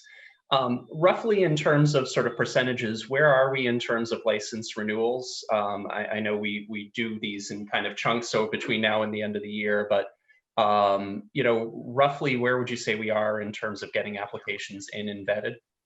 Yeah, so I would say we are probably about 60 to 70% have all applied already. All of our liquor licenses ones have applied. That's ones we were really gearing, you know, towards having them finished up by this month. So, and they all did. They've all complied with that. So that's good. There are a few other ones that still have time until, you know, December, but the liquor licenses ones, we were really wanting them to finish up this month. Great, thank you. Sure. Maureen? Just Steve, just for clarification, so the we're going to vote on Fangs, but it's the old manager. Yeah, because we had them apply under the old one because the ABCC will never have that done. In So time. will it come back to us then at a later point with the name change? I'm just, or When the new manager's name change goes in, you've already approved that. So it won't come back to No. you because you've already done that tonight. Yeah. Ed? I realize that we're late for this year, but on the issue of being tip certified, I think this body should really give some serious thought to whether we, as long as we can, Tom Mullen, whether we want to make that a requirement that anyone that is serving alcohol in any of these establishments is tip certified. And part of the application is to confirm that anyone employed that would be, you know, waiting tables or whatever the case may be, has that certification. That seems like a reasonable step, and it's just not a bartender issue. You know, most of the customer facing folks are going to be the wait staff, and I think that would be a nice improvement for us to make as a town in expectation of people applying next year. You know, one thing we were going to look at all the liquor license regulations. Catherine Dinger and I were working on that, but it kind of got COVIDed. So we'll bring that back up because there's some other issues too that we should look at. So Thank you. that's a good word, Steve. I've never heard that before. COVID. Eddie, you all set? Just want to make sure. Okay, great. So we can take them in chunks, might be a little bit easier for the votes. So I need a motion and a second to approve the liquor licenses as presented, noting that everyone has followed through with what we require. So moved. Moved by Paul. Second. Seconded by Jonathan. Any further discussion on that? All in favor? Myself, yes. Julie? Yes. Jonathan? Yes. Ed? Ed's frozen. Paul? Yes. We have enough, right? 1, 2, 3, 4. Maureen, 5. Yes. Excellent. Okay. We will. Oh, is Ed back? No, we'll wait for Ed so that vote is fine to have happened. Hopefully he can join us again. Oh, Ed, do you vote for the liquor licenses? Yes. Sorry about that. And you froze in a very grumpy face. Did you see that? Just happened to catch you in the bad way. Much better smiling now. Thanks. Okay, the next one is the common victual license. I hate that word. As presented, do I have a motion and a second on this So So moved. moved. for all our Second. eateries? Moved by Ed, seconded by Paul. Any discussion? All in favor? Myself, yes. Jonathan? Yes. Maureen? Yes. Julie? Yes. Paul? Yes. And Ed? Yes. Excellent. Lodging house licenses, we have 3. Motion and a second to approve those, please. So moved. Moved by Paul, seconded by Jonathan. Any discussion? Seeing none, voting to approve, myself, yes. Jonathan? Yes. Maureen? Yes. Julie? Yes. Paul? Yes. And Ed? Yes. Our entertainment licenses, as presented, which can be music or a TV, just for folks who don't understand that. A motion and a second, please. So moved. Moved by Julie, Second. seconded by Paul. Discussion? All in favor? Myself, yes. Jonathan? Yes. Maureen? Yes. Julie? Yes. Paul? Yes. And Ed? Yes. Steve's favorite licenses, the fortune teller licenses. You always Denied. have that joke. So do I have a motion and a second to approve 2 fortune teller licenses? So moved. Moved by Jonathan. I knew that. Oh, seconded by Paul, jumping in on the funny. Any discussion? All in favor? Myself, yes. Jonathan? Yes. Maureen? Yes. Julie? Yes. Paul? Yes. And Ed? Yes. Automated device licenses. Steve, remind our viewers what those are? So these are basically games Right. played for enjoyment. They have them at the dockside. They have them at some of the clubs. Excellent. Dockside's here. Oh, there's dockside. Yeah. Yep. Well, Motion, it is. motion and a second to approve the automated device licenses. So So moved. moved. Moved by Julie, seconded by Jonathan. Any discussion? Seeing none. Myself, yes. Jonathan? Yes. Maureen? Yes. Julie? Yes. Paul? Yes. And Ed? Yes. Class 2 licenses, we have several that were presented. Do I have a motion and a second for the Class 2 licenses? So moved. Moved by Paul, Second. seconded by Jonathan. Any discussion? All in favor? Myself, yes. Jonathan? Yes. Maureen? Yes. Julie? Yes. Paul? Yes. And Ed? Yes. And I have strike that. I have 3 businesses applying for a Class 1 license. Motion and a second to approve those, please. So moved. Moved by Julie, Second. Second. seconded by Paul. Discussion?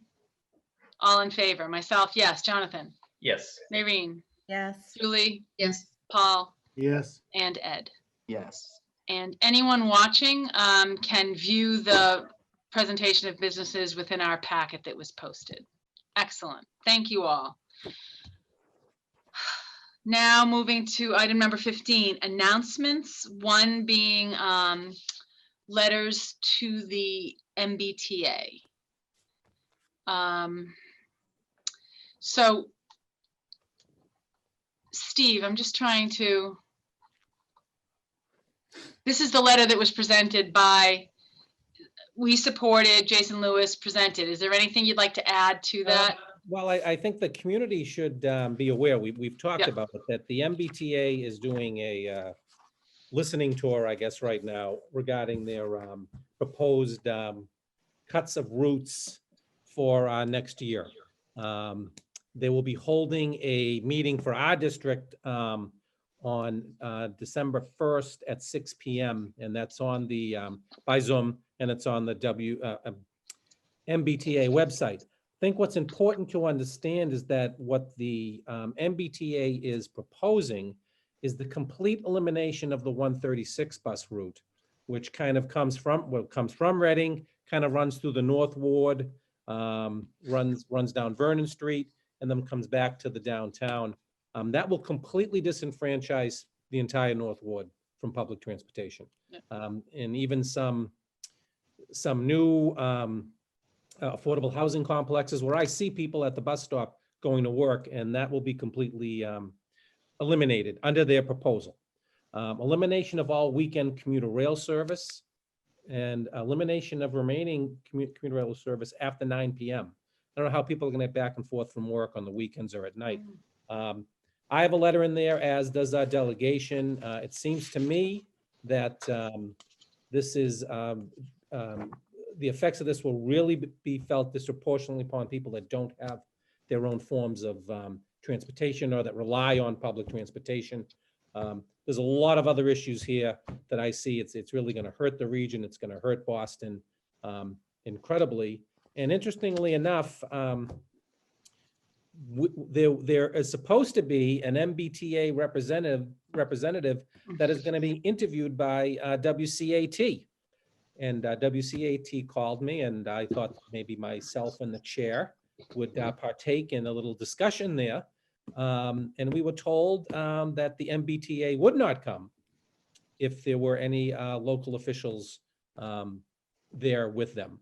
So WCAT should do what they want to do and have the interview anyway, but I found that cowardly, for lack of a better word, to talk about this. But I encourage the community to go on and ask your questions. December 1st, they're going to cover our area. I just think it's bad economic policy. It's bad social policy. Think about all our communities. We all built around transit-oriented development, so people will take the train. It's bad environmental policy. I don't know. There's a lot to say about it, but so we have some, I guess, pretty strongly worded letters in there. And I do thank our delegation for signing on as well. Steve, Senator Jason Lewis has submitted a bill that I think might be very helpful. But it's reprehensible, first of all, that the MBTA person didn't have the guts to face you and I in questions, own the issue. The cuts are ridiculous. And if you have reasons for them, then be figure it out and answer the public. But the MBTA is just acting in such a terrible way, in a lack of foresight. And Boston will never be a world-class city if they're preventing people from getting into Boston on the weekends and after 9. They cause a lot of these issues themselves, and it's terrible in the middle of a pandemic that they're doing something that's going to affect those that need it most. So we'll see. And I think if we all join on December 1st, or, make sure, can Jen put out some information, Steve, with regard to our community? Have information going out on that, but we'll double down. Excellent. Thank you. Maureen. No, to echo, thank you, Steve, for writing the letter, and thank you to the delegation, Senator Jason Lewis and Rep. Lipper Garabedian and Rep. Donald Wong all sent a letter about how this would impact Wakefield. I know people are planning to join on December 1st.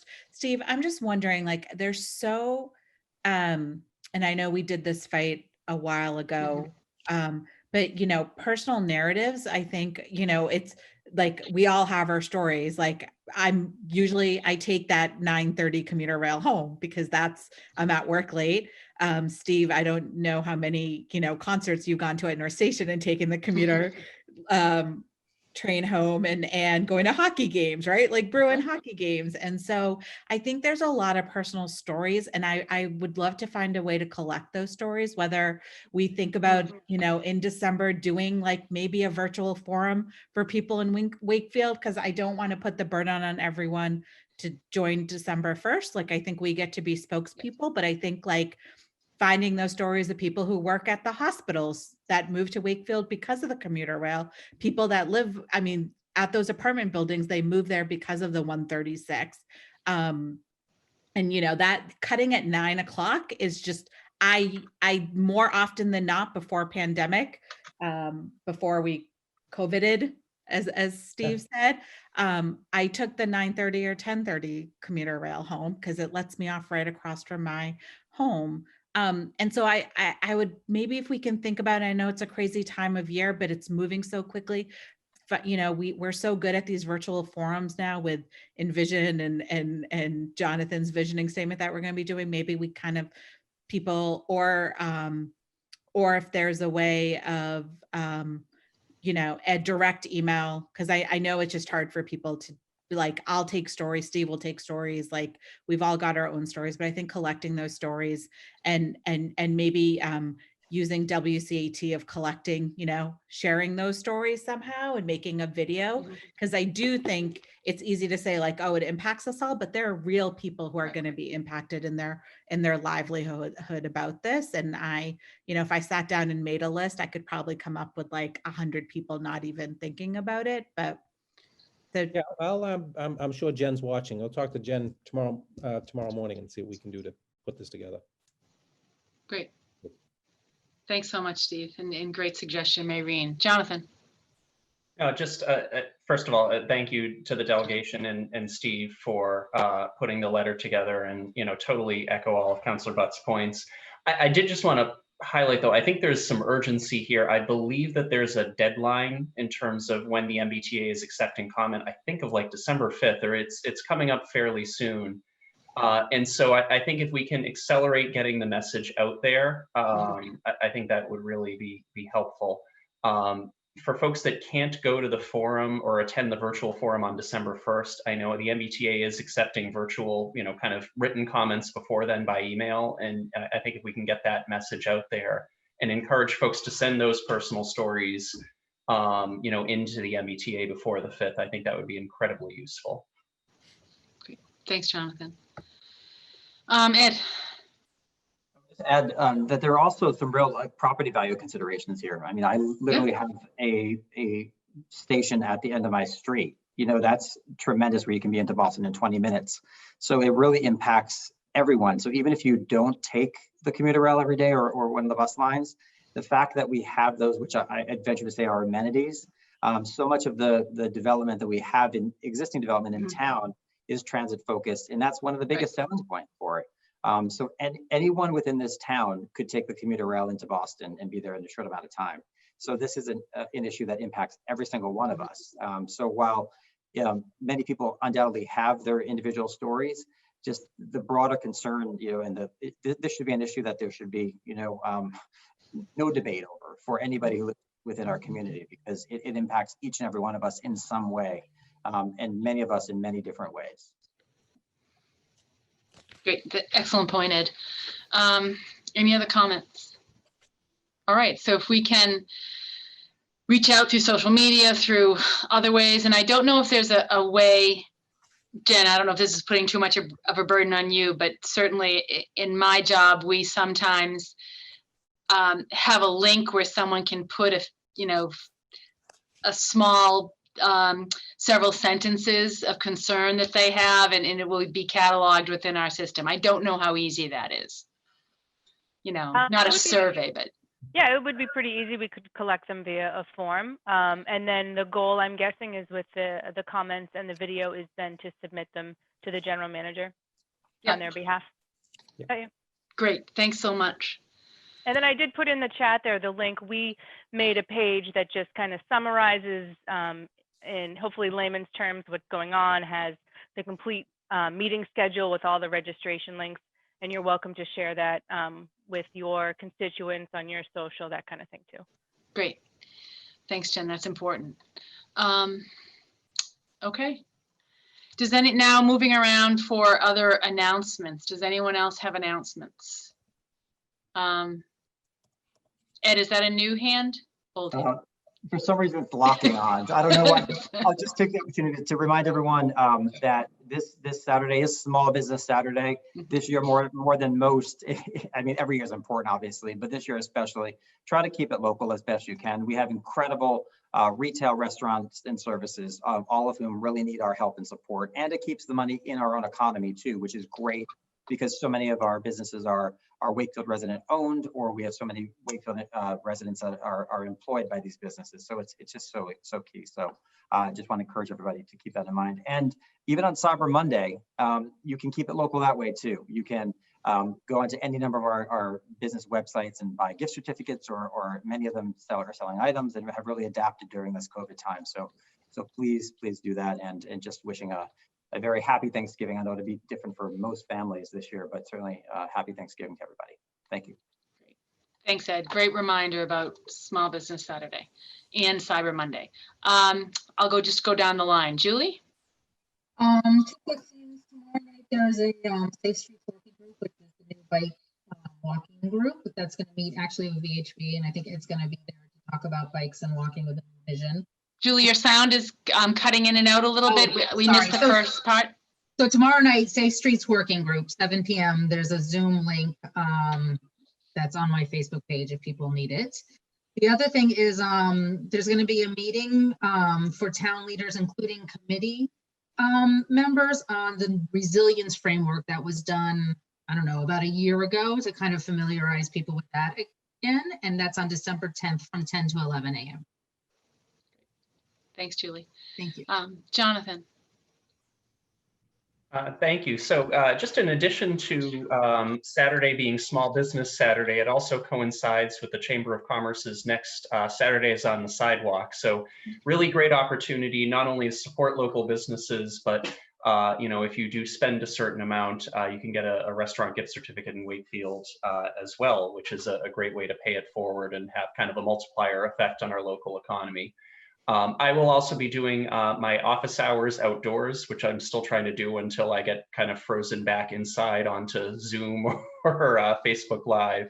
But I'll also be outside at the BB Library Plaza on Saturday morning from 9 to 10:30.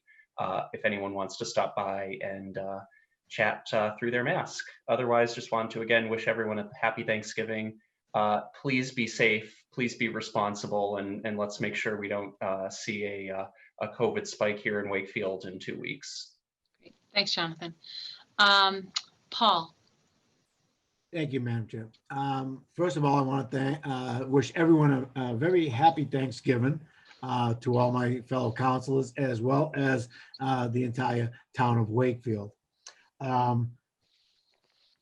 The point going forward, as far as taking advantage of the businesses and helping them out on the upcoming week, 2 of our local restaurants that I know of are offering meals that could be purchased for the Thanksgiving. I believe Tono's and Not to Have Diner has just put their advertisement out today. So for those of you who may not want to buy a 16-pound turkey for 2 people, there are establishments out there that can provide you a full turkey dinner for a less amount of money.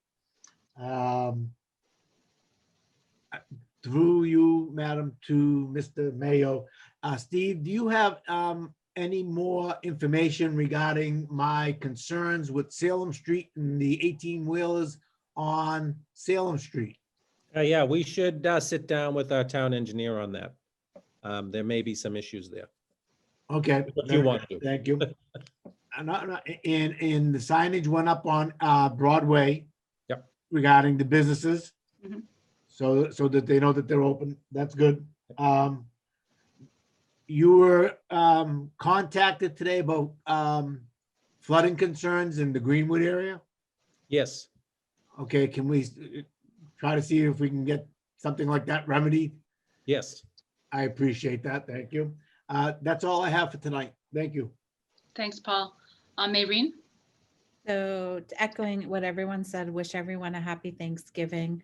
I also just want to recognize Jen McDonald and Steve and the chamber and everyone else who helped on the 3W. So wash your hands, watch your distance, wear your mask.